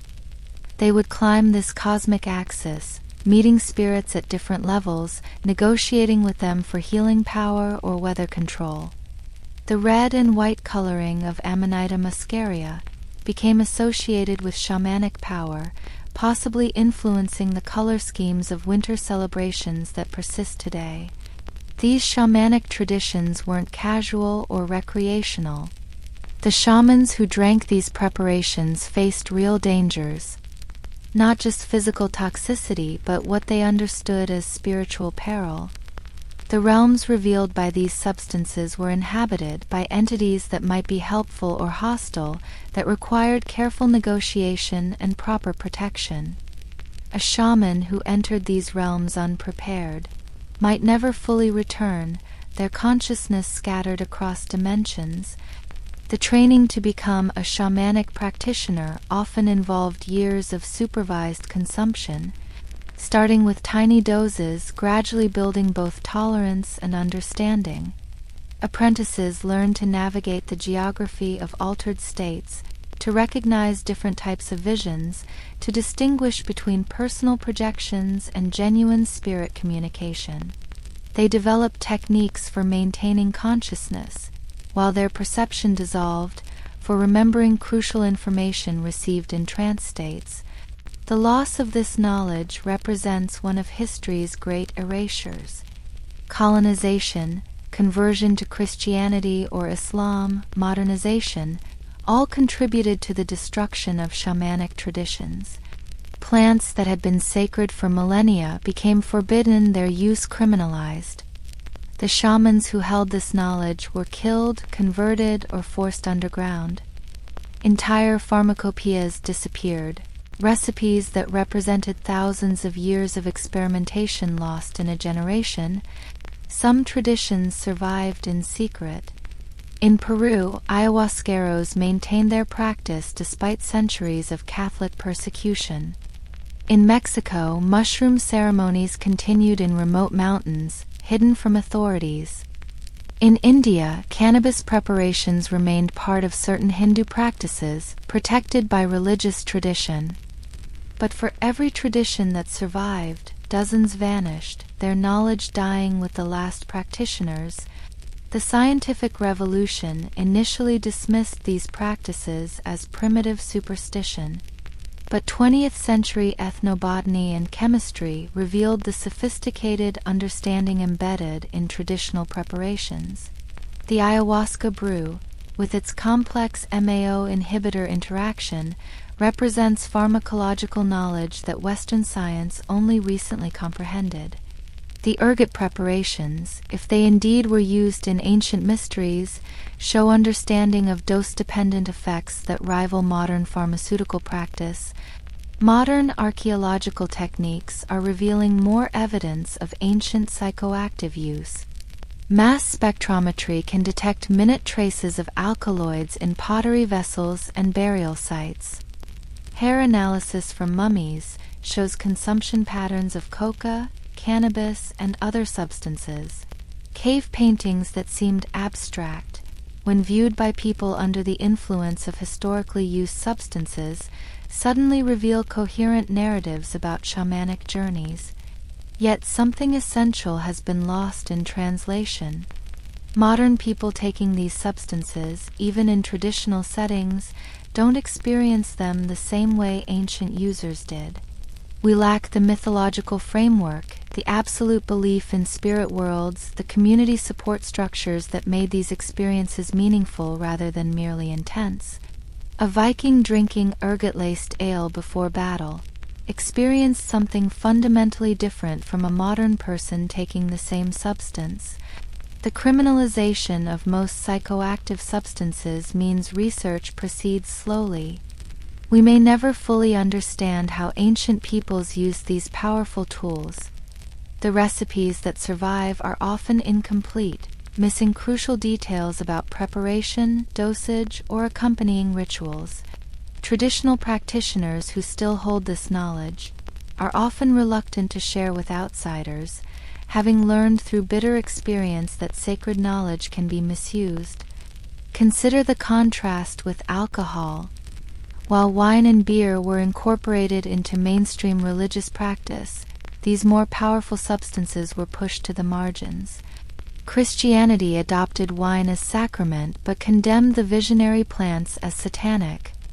Islam forbade alcohol, but certain Sufi orders continued using cannabis and other substances in their mystical practices. Buddhism generally discouraged intoxication, yet Tibetan traditions included ritualized use of datura and cannabis. The substances we've explored in this segment weren't party drugs or escape mechanisms. They were technologies for accessing what their users believed were fundamental realities. The visions weren't entertainment, but information, guidance, healing. The risks weren't just physical but spiritual. The possibility of madness or possession balanced against the promise of wisdom and power. The shamans, priests, and wise women who prepared these brews were essentially humanity's first consciousness researchers. Without understanding neurotransmitters or receptor sites, they mapped the territory of altered states, developed techniques for navigating non-ordinary reality, created frameworks for integrating extreme experiences. Their knowledge, encoded in myth and ritual rather than scientific papers, represents thousands of years of experimental data. As we prepare to leave this realm of secret brews and forbidden knowledge, consider what this history tells us about human nature. Across every continent, in every era, humans have sought ways to alter consciousness, to peek behind the veil of ordinary perception. The specific substances varied, the cultural context differed dramatically, but the underlying drive remained constant. We are not content with ordinary consciousness. We seek transcendence, revelation, connection with something greater than ourselves. The most powerful of these ancient preparations offered not just visions but transformation. Users reported permanent changes in their understanding of reality, their relationship with death, their sense of connection to nature and cosmos. These weren't recreational experiences, but initiations, healings, glimpses of what shamans called the really real, the spiritual infrastructure underlying physical existence. Modern science is beginning to validate what ancient practitioners knew. that certain substances, used in proper contexts with appropriate preparation, can produce lasting positive changes in consciousness. The recent renaissance in psychedelic research recalls ancient wisdom about set and setting, about the importance of integration, about the healing potential of visionary experience. But we've also lost something crucial. The ancient practitioners understood these substances as sacred, requiring respect, preparation, and community support. They weren't consumed casually, but within elaborate frameworks of meaning and protection. The shaman's rattle, the ceremonial songs, the protective circles drawn around ritual spaces, these weren't primitive superstitions but sophisticated technologies for managing powerful experiences. As our segment draws toward its close, we're left with questions that may never be fully answered. What exactly did the initiates see at Eleusis? What visions drove the oracle's prophecies? What did indigenous shamans learn in their ayahuasca journeys that allowed them to discover medical plants, to understand ecological relationships, to maintain psychological health in their communities? These secrets died with their keepers, or survive only in fragments, whispers of forgotten wisdom. The story of humanity's search for transcendence through chemistry doesn't end with ancient shamans. It continues today in different forms, from Silicon Valley microdosing to clinical trials with psilocybin for depression. But understanding where we've been, how our ancestors used these powerful tools, might help us navigate our own relationship with consciousness-altering substances. The ancient shamans would probably view our casual, decontextualized use of their sacred medicines with horror, but they might recognize the underlying search for meaning, healing, and connection that drives modern psychonauts just as it drove seekers throughout history. As we descend from the mystical heights of shamanic visions, we find ourselves in a very different world of intoxication.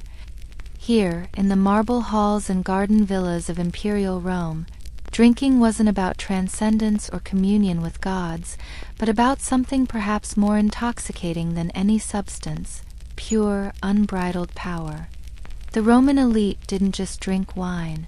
They bathed in it, fountained it, transformed it into spectacle that would make even Dionysus himself pause in wonder. Picture yourself entering the Domus Aurea, Nero's golden house, on a warm evening in 64 CE. The approach alone would have overwhelmed your senses. Perfumed fountains misting rose water and wine into the air, creating an intoxicating atmosphere before you'd taken a single sip. The walls, covered in gold leaf and precious stones, reflected the light of 1,000 oil lamps, their flames seeming to dance in rhythm with the already tipsy guests. This was drinking as architecture, as performance, as political statement. The Roman elite had inherited Greek symposium culture, but they transformed it into something uniquely Roman: bigger, more elaborate, more excessive, and ultimately more dangerous. Where Greeks sought philosophical truth in wine, Romans sought to demonstrate their distance from ordinary mortality, their proximity to divinity through their capacity for superhuman consumption. The Roman relationship with wine began long before the Empire. In the early Republic, Romans were actually quite moderate drinkers, viewing excessive consumption as a Greek weakness. Women were forbidden from drinking wine entirely. Husbands had the legal right to kill wives caught drinking, though this extreme punishment was rarely enforced.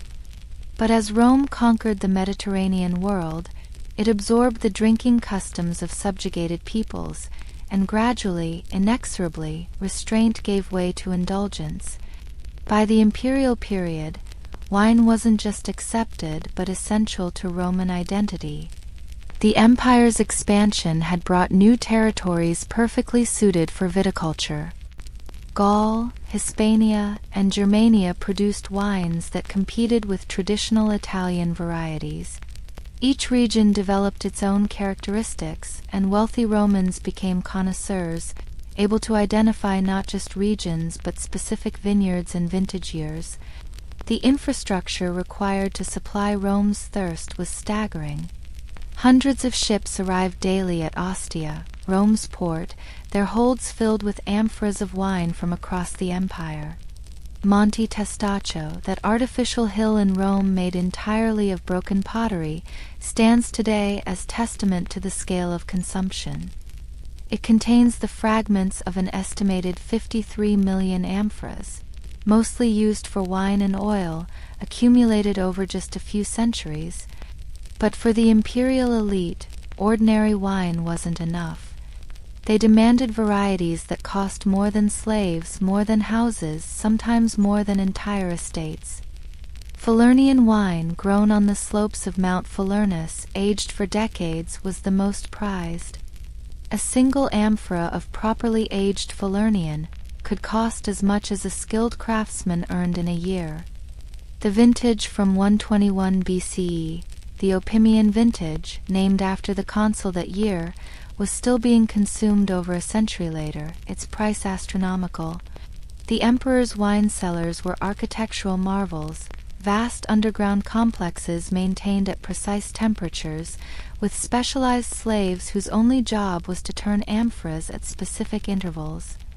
These slaves, often Greek or Syrian, chosen for their sensitive palates, would taste wines daily, tracking their development, deciding when each vintage had reached its peak. Some emperors trusted their wine slaves more than their political advisors. After all, a senator might betray you, but properly aged Cacuban wine never would. The actual consumption of wine among the elite followed elaborate protocols. The Roman convivium, their version of the Greek symposium, began in late afternoon and could extend until dawn.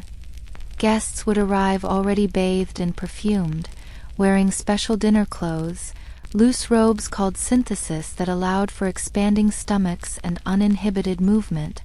The dining room itself, the triclinium, was arranged with 3 couches around a central space.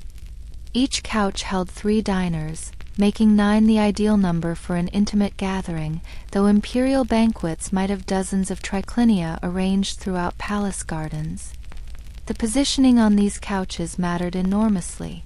The host reclined at the upper position of the middle couch, the guest of honor to his right, social status decreasing as positions moved away from this center. Before any wine was served, there were negotiations. The arbiter bibendi, the master of drinking, would be chosen, sometimes by dice, sometimes by acclaim. This person would determine the ratio of wine to water, though at imperial banquets the mixture grew progressively stronger as the evening advanced. They would also declare the number of cups each toast required, and in Rome there were many, many toasts. The first course, the gustatio, was accompanied by mulsum, wine sweetened with honey and flavored with spices. This gentle introduction prepared the palate and the stomach for what was to come. Slaves would circulate constantly, refilling cups before they emptied, ensuring no guest experienced the shame of an empty vessel.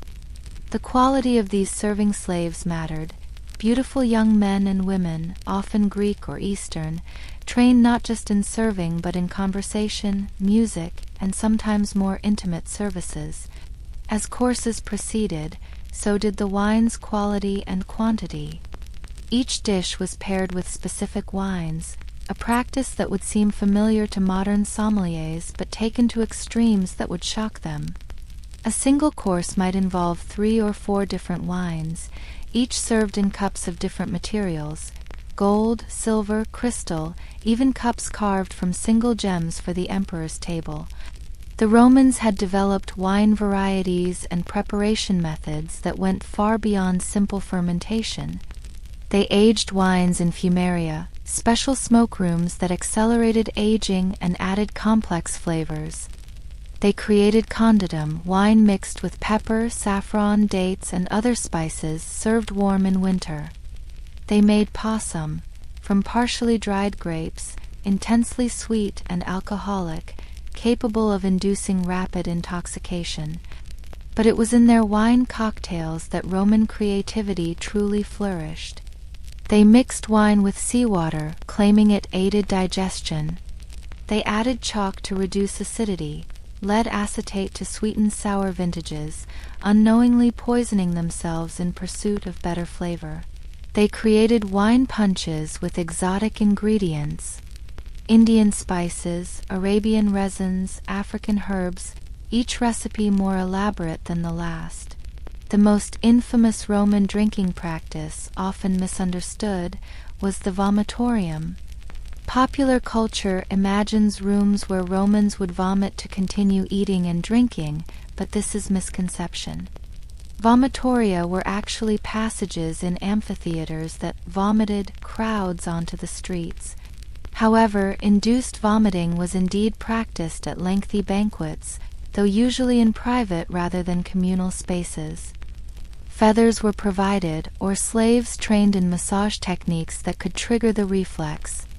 This wasn't seen as disgusting but practical, a way to extend pleasure and demonstrate superhuman capacity for consumption. Let us examine specific emperors and their relationships with wine. Augustus, the first emperor, was relatively moderate, preferring simple wines and often diluting them heavily. He understood that maintaining power required clarity, that excessive drinking led to loose tongues and poor decisions.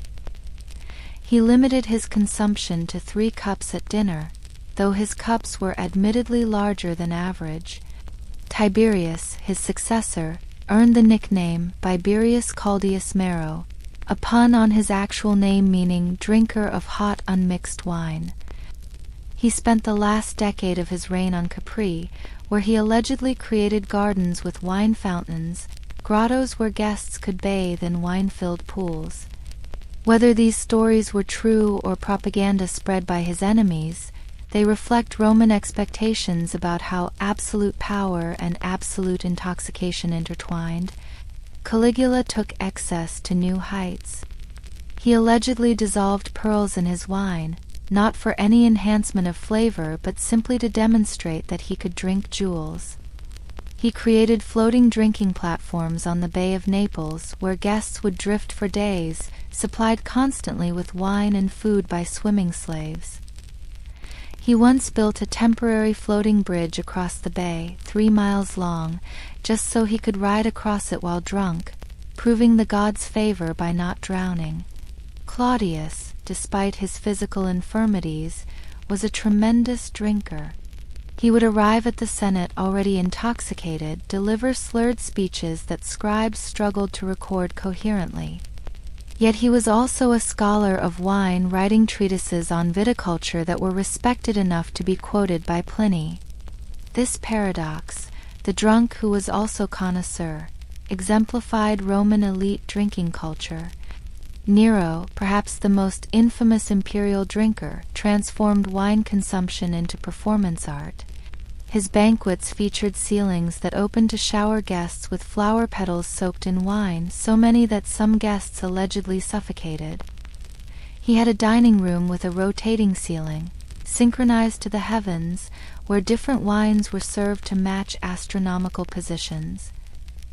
He created wine lakes in his gardens, where nude slaves would perform aquatic ballets while guests watched from floating couches. The infrastructure supporting these excesses was immense. The Domus Aurea alone employed hundreds of slaves dedicated solely to wine service. There were slaves who did nothing but test wines for poison, others who specialized in warming wines to exact temperatures, others who mixed cocktails according to secret recipes. The wine budget for a single imperial banquet could fund a military campaign or build an aqueduct. But we must understand that these weren't just displays of wealth, they were political tools.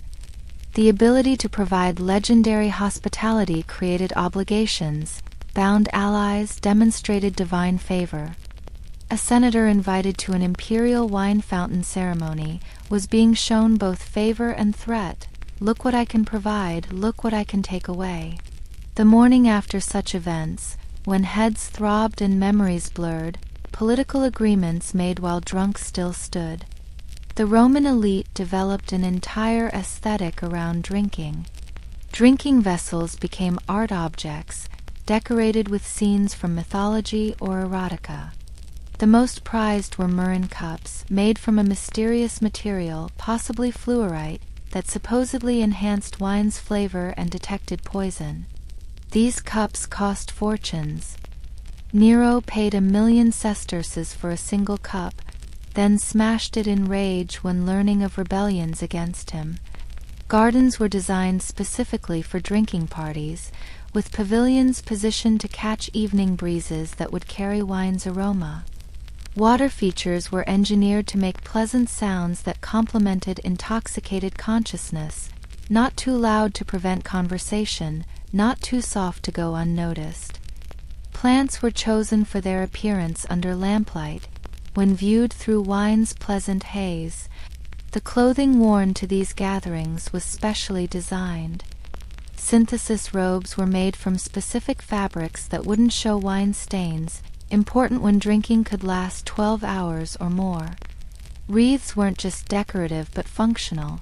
The Romans believed certain plants prevented intoxication or reduced hangovers. Roses were especially prized, their scent supposedly counteracting wine fumes. Food served alongside wine was carefully orchestrated, not just for flavor pairing but for extending drinking capacity. Fatty dishes were served early, coating stomachs to slow absorption. Bread was constantly available, slaves trained to notice when a guest was becoming too intoxicated and discreetly provide absorbent foods. Between courses, slaves would spray guests with perfumed water, the coolness reviving flagging consciousness. The entertainment at these banquets ranged from refined to shocking. Poets would recite verses composed for the occasion, praising the host's generosity and wine selection. Musicians played instruments specifically chosen for their sound when heard through intoxication, certain drums and flutes that seemed to synchronize with wine-altered perception. Dancers, acrobats, and actors performed, their acts becoming progressively more risque as the evening advanced. But darker entertainment also featured. Gladiatorial combats might be staged between courses, the violence adding frisson to the feast. Animals were brought in, exotic creatures from the empire's edges, sometimes killed for spectacle, sometimes trained to perform tricks. At Trimalchio's feast, described in Petronius's Satyricon, a slave dressed as the god of death moved through the banquet, reminding guests that life was short and wine should be enjoyed while possible. The sexual dimension of these wine-soaked gatherings cannot be ignored, though we must approach it with historical understanding rather than sensationalism. Wine loosened inhibitions, and Roman banquets often concluded with activities that would have shocked even the libertine Greeks. Slaves trained in various intimate arts were available, their services as much a part of hospitality as food and wine. Some emperors arranged elaborate erotic performances, theatrical displays that blurred lines between observation and participation. Messalina, wife of Claudius, allegedly held wine competitions with Rome's prostitutes, seeing who could consume more while maintaining their professional abilities. Whether true or propaganda, such stories reflect Roman anxieties about female drinking and sexuality. Elite women did drink at banquets. Though they were expected to maintain more control than men, their intoxication carefully managed to remain decorative rather than debauched. The economic impact of this drinking culture rippled throughout the empire. Entire regions specialized in producing items for elite consumption. The island of Chios produced special wine cups, each one taking months to create. Syrian glassmakers developed techniques for creating vessels that changed color when filled with wine, warning against poison or simply providing aesthetic pleasure. Egyptian artists specialized in painting drinking scenes on walls, their services booked years in advance. Provincial governors competed to send exotic wines to Rome, hoping to gain imperial favor. A successful vintage from a provincial estate could launch political careers, while a failed harvest might end them. The pressure to produce exceptional wines led to innovation. New grafting techniques, improved storage methods, the development of what we might recognize as early brand marketing. But this excess came with costs beyond the economic. Lead poisoning from sweetened wine may have contributed to the madness of certain emperors. Gout plagued the elite, their joints inflamed from constant rich food and wine. Liver disease was common, though Roman medicine didn't understand the connection between alcohol and organ failure. They treated wine-related ailments with more wine, prescribed different varieties for different symptoms. Roman physicians like Galen wrote extensively about wine's medical uses. They believed wine could balance the body's humors, that different wines heated or cooled the constitution. They prescribed specific vintages for specific ailments. Lesbian wine for fevers, Falernian for digestion, Caecuban for melancholy. These weren't folk remedies but sophisticated medical theories, wrong in specifics but sometimes accidentally effective. The common people of Rome had their own drinking culture, far removed from imperial fountains and pearl-dissolved vintages. They drank in taverns called popini, crowded, smoky establishments that served cheap wine mixed with water, sometimes with vinegar when wine was scarce. These places were social centers, where news spread, deals were made, and occasional riots started. The wine given free to Roman citizens, part of the bread and circuses policy, was rough stuff, young and harsh. But it was still wine, still that marker of civilization that separated Romans from barbarians who drank beer. Even the poorest Roman citizen could claim superiority over Germanic tribes, because he drank the same substance as emperors, even if vastly different in quality. Soldiers received wine rations as part of their pay, a daily allowance that helped maintain morale during long campaigns. When good wine wasn't available, they drank pasca, vinegar mixed with water and herbs. This acidic beverage, which may have been what was offered to Christ on the cross, was actually practical. It was antiseptic, helped prevent scurvy, and lasted longer than wine in hot climates. Religious ceremonies required specific wines. The Vestal virgins prepared special vintages for state rituals, following recipes unchanged for centuries. Mystery cults had their own wine traditions, some possibly including additives similar to those we explored in earlier segments. The early Christians in Rome, meeting secretly in catacombs, used wine in their Eucharist, transforming the Roman symbol of excess into one of spiritual communion. As the empire expanded, it encountered different drinking traditions. In Britain, Roman soldiers were appalled by Celtic beer, but gradually developed a taste for it. In Egypt, they discovered date wine and palm wine, incorporating these into their repertoire. Each conquest brought new substances, new ways of altering consciousness, all flowing back to Rome where they were consumed, compared, and ranked.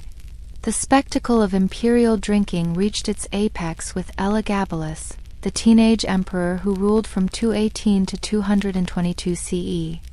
He allegedly created wine pools in the palace where guests would swim while drinking, sometimes drowning in their intoxication. He served different qualities of wine based on the guest's status, the best for those nearest him, progressively worse as distance increased, creating literal hierarchies of intoxication. His banquets featured surprises that bordered on assault. Ceilings would open to dump tons of flowers on diners, slaves would release wild animals during dessert, wines would be suddenly switched from sweet to bitter. He once served dinner guests completely artificial food, glass fruit, ivory meat, while he ate real delicacies, forcing them to pretend satisfaction while drinking very real wine. But perhaps the most telling Roman innovation was the commissatio, the drinking bout that followed the formal dinner. This was when serious drinking began, when philosophical pretensions dropped and raw competition emerged. Men would challenge each other to drinking contests, matching cup for cup until someone collapsed. The ability to remain functional while others fell was seen as a sign of virtus, Roman manliness.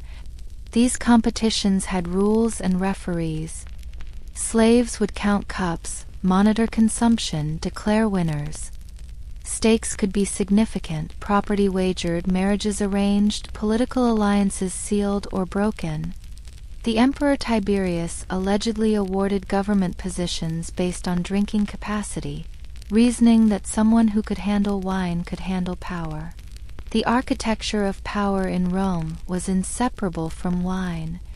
Senate meetings often occurred after lengthy liquid lunches, decisions of war and peace made by men whose judgment was compromised.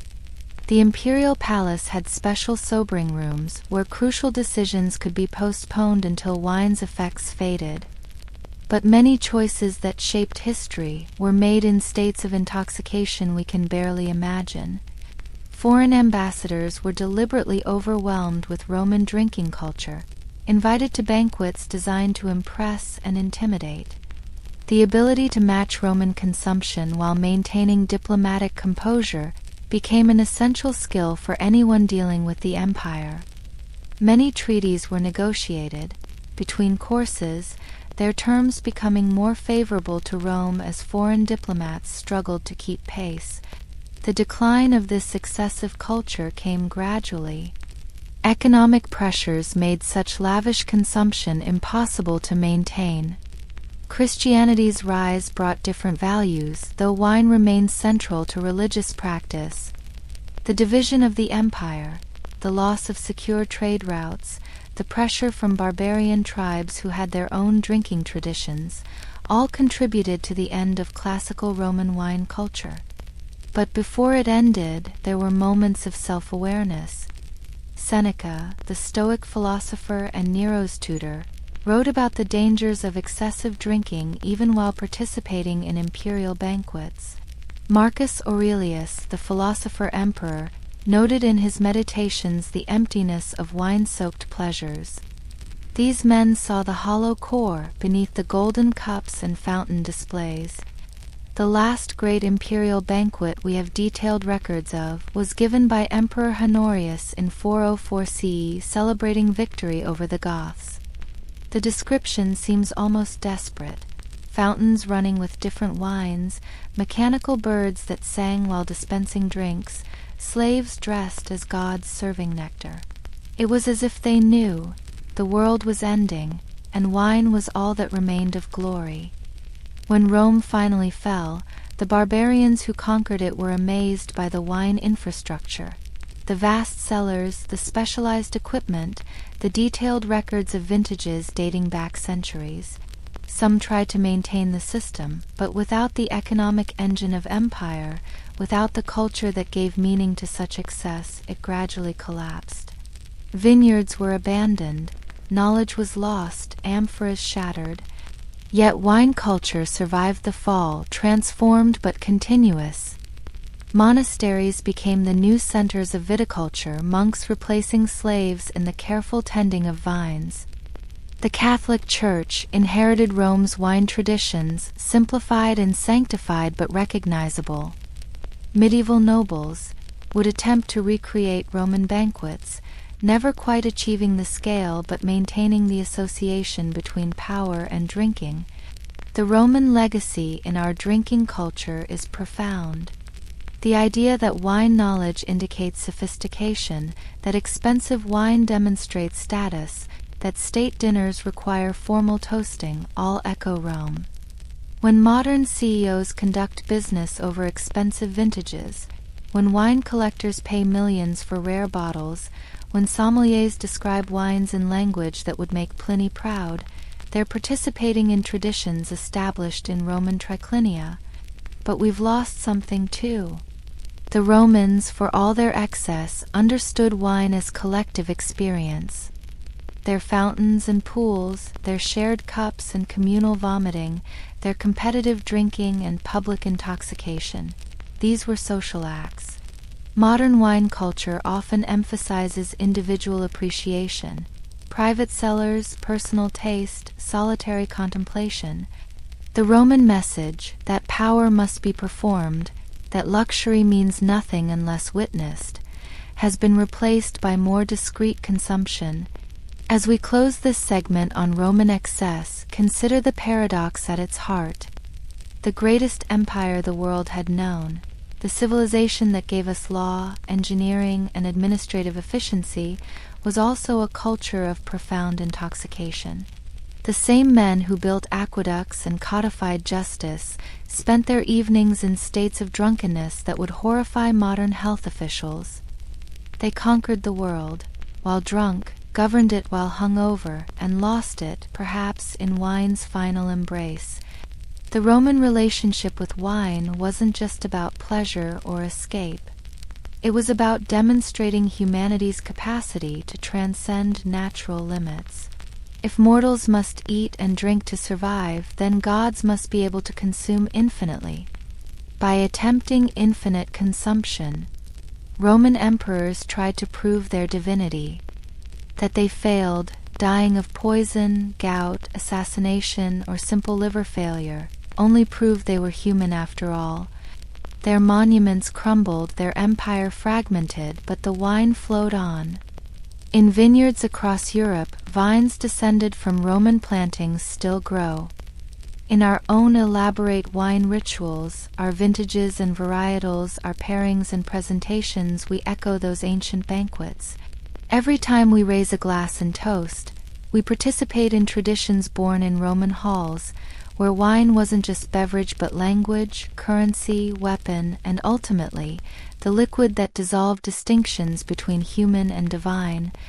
And so, dear friends, our journey through humanity's long relationship with intoxication draws to a gentle close.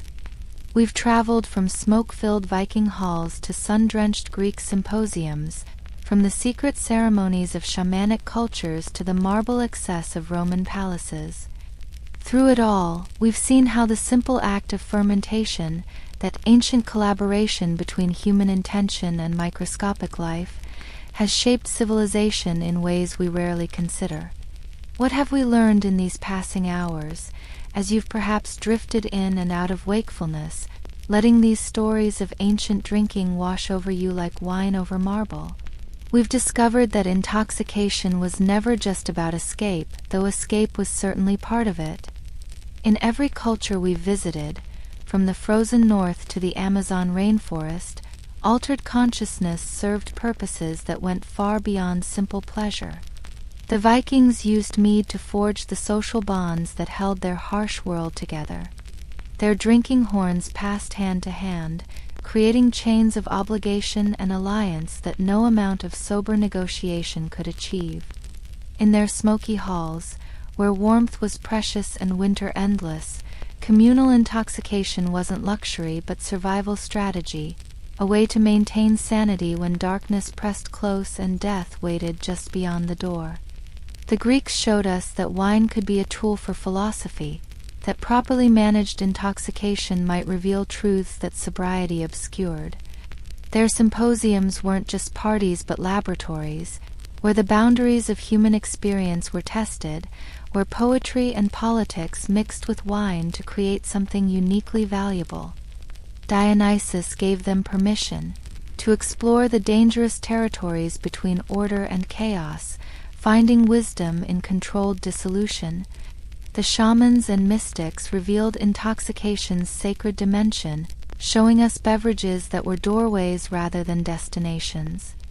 Their careful preparations, their protective rituals, their integration of visions into community healing, all speak to a relationship with consciousness-altering substances that modern culture has largely forgotten. They understood what we're only beginning to rediscover, that certain states of intoxication might be medicine for ailments that exist beyond the merely physical. And the Romans, in their fountains and excess, their pearl-dissolved wines and competitive vomiting, showed us intoxication as performance of power. They demonstrated that drinking could be architecture, could be politics, could be the very substance from which empire was built and eventually dissolved. Their story reminds us that every civilization eventually drowns in its own excess, that what begins as celebration can end as symptom of decline. Through all these stories, certain patterns emerge. The universal human need to occasionally escape ordinary consciousness. The discovery, repeated independently across continents, that fermentation creates something magical. The elaborate social structures built around communal intoxication, the rules and rituals that transform potential chaos into meaningful experience. The constant tension between pleasure and danger, between the promise of transcendence and the threat of destruction. We've seen how drinking shaped architecture, from the design of Viking halls to Roman dining rooms to Greek symposium chambers. How it influenced agriculture, determining where settlements arose, which crops were cultivated, how labor was organized. How it affected religion, becoming sacrament and pathway to divine communication. How it molded social hierarchies, creating elaborate codes about who could drink what, when, and with whom. But perhaps most importantly, we've seen how different cultures found different meanings in intoxication. Where Vikings found courage, Greeks found truth. Where shamans found healing, Romans found hierarchy. The substance might be similar, alcohol, plants, fungi, but the experience was shaped entirely by expectation, by ritual, by the stories people told themselves about what they were doing when they raised cup to lips. This reminds us that intoxication is never just chemical, it's cultural, contextual, deeply human in ways that transcend mere pharmacology. The Viking warrior drinking before battle experienced something fundamentally different from the Greek philosopher at symposium, though both consumed fermented beverages. The shaman's ayahuasca journey bore no resemblance to the Roman emperor's wine fountain, though both involved altered consciousness. As you lie there in the darkness of your own room, far removed from these ancient drinking cultures, consider how fortunate you are. You need not drink to stay warm like those Vikings huddled in their halls. You need not prove your citizenship through proper drinking form, like young Greeks learning symposium etiquette. You need not risk poisoning or possession to gain wisdom, like shamans navigating dangerous spirit realms. You need not demonstrate wealth through impossible excess, like Roman elites drowning in their own abundance. Your relationship with intoxication, should you choose to have one, can be entirely voluntary, safely regulated, privately enjoyed.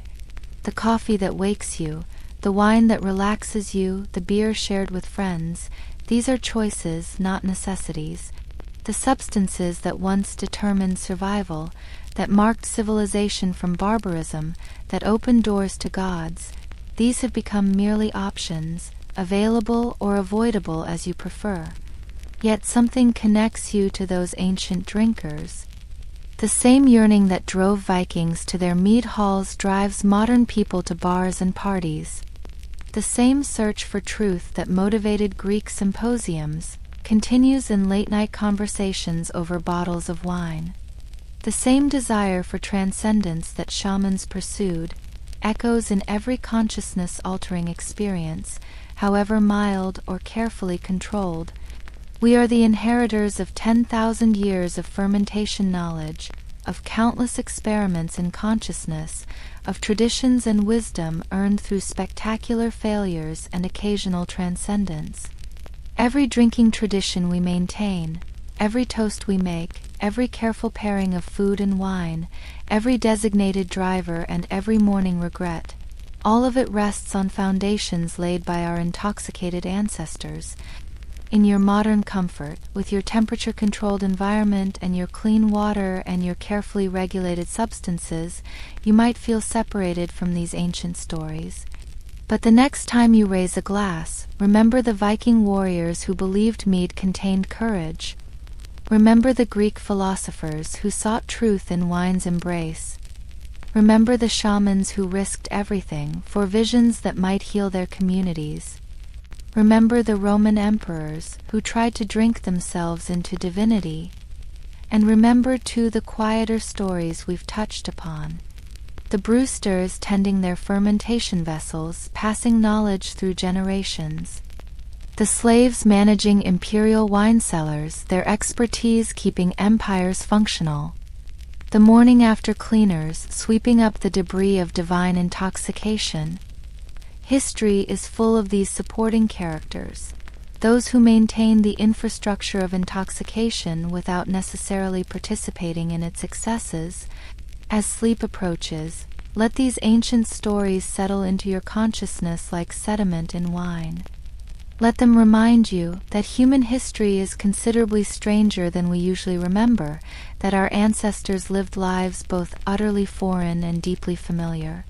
They faced the same fundamental challenges we do, finding meaning, building community, dealing with pain, and seeking pleasure. They just did it all, while considerably more intoxicated than we typically imagine. The fog of history obscures much. We'll never know exactly what the Eleusinian initiates experienced, never taste authentic Viking mead, never feel what those Roman fountains were really like. But through the fragments that survive, the archaeological evidence, the written accounts, the continued traditions, we can glimpse a past where intoxication wasn't separate from daily life but woven through it, where the sacred and the drunk were often indistinguishable.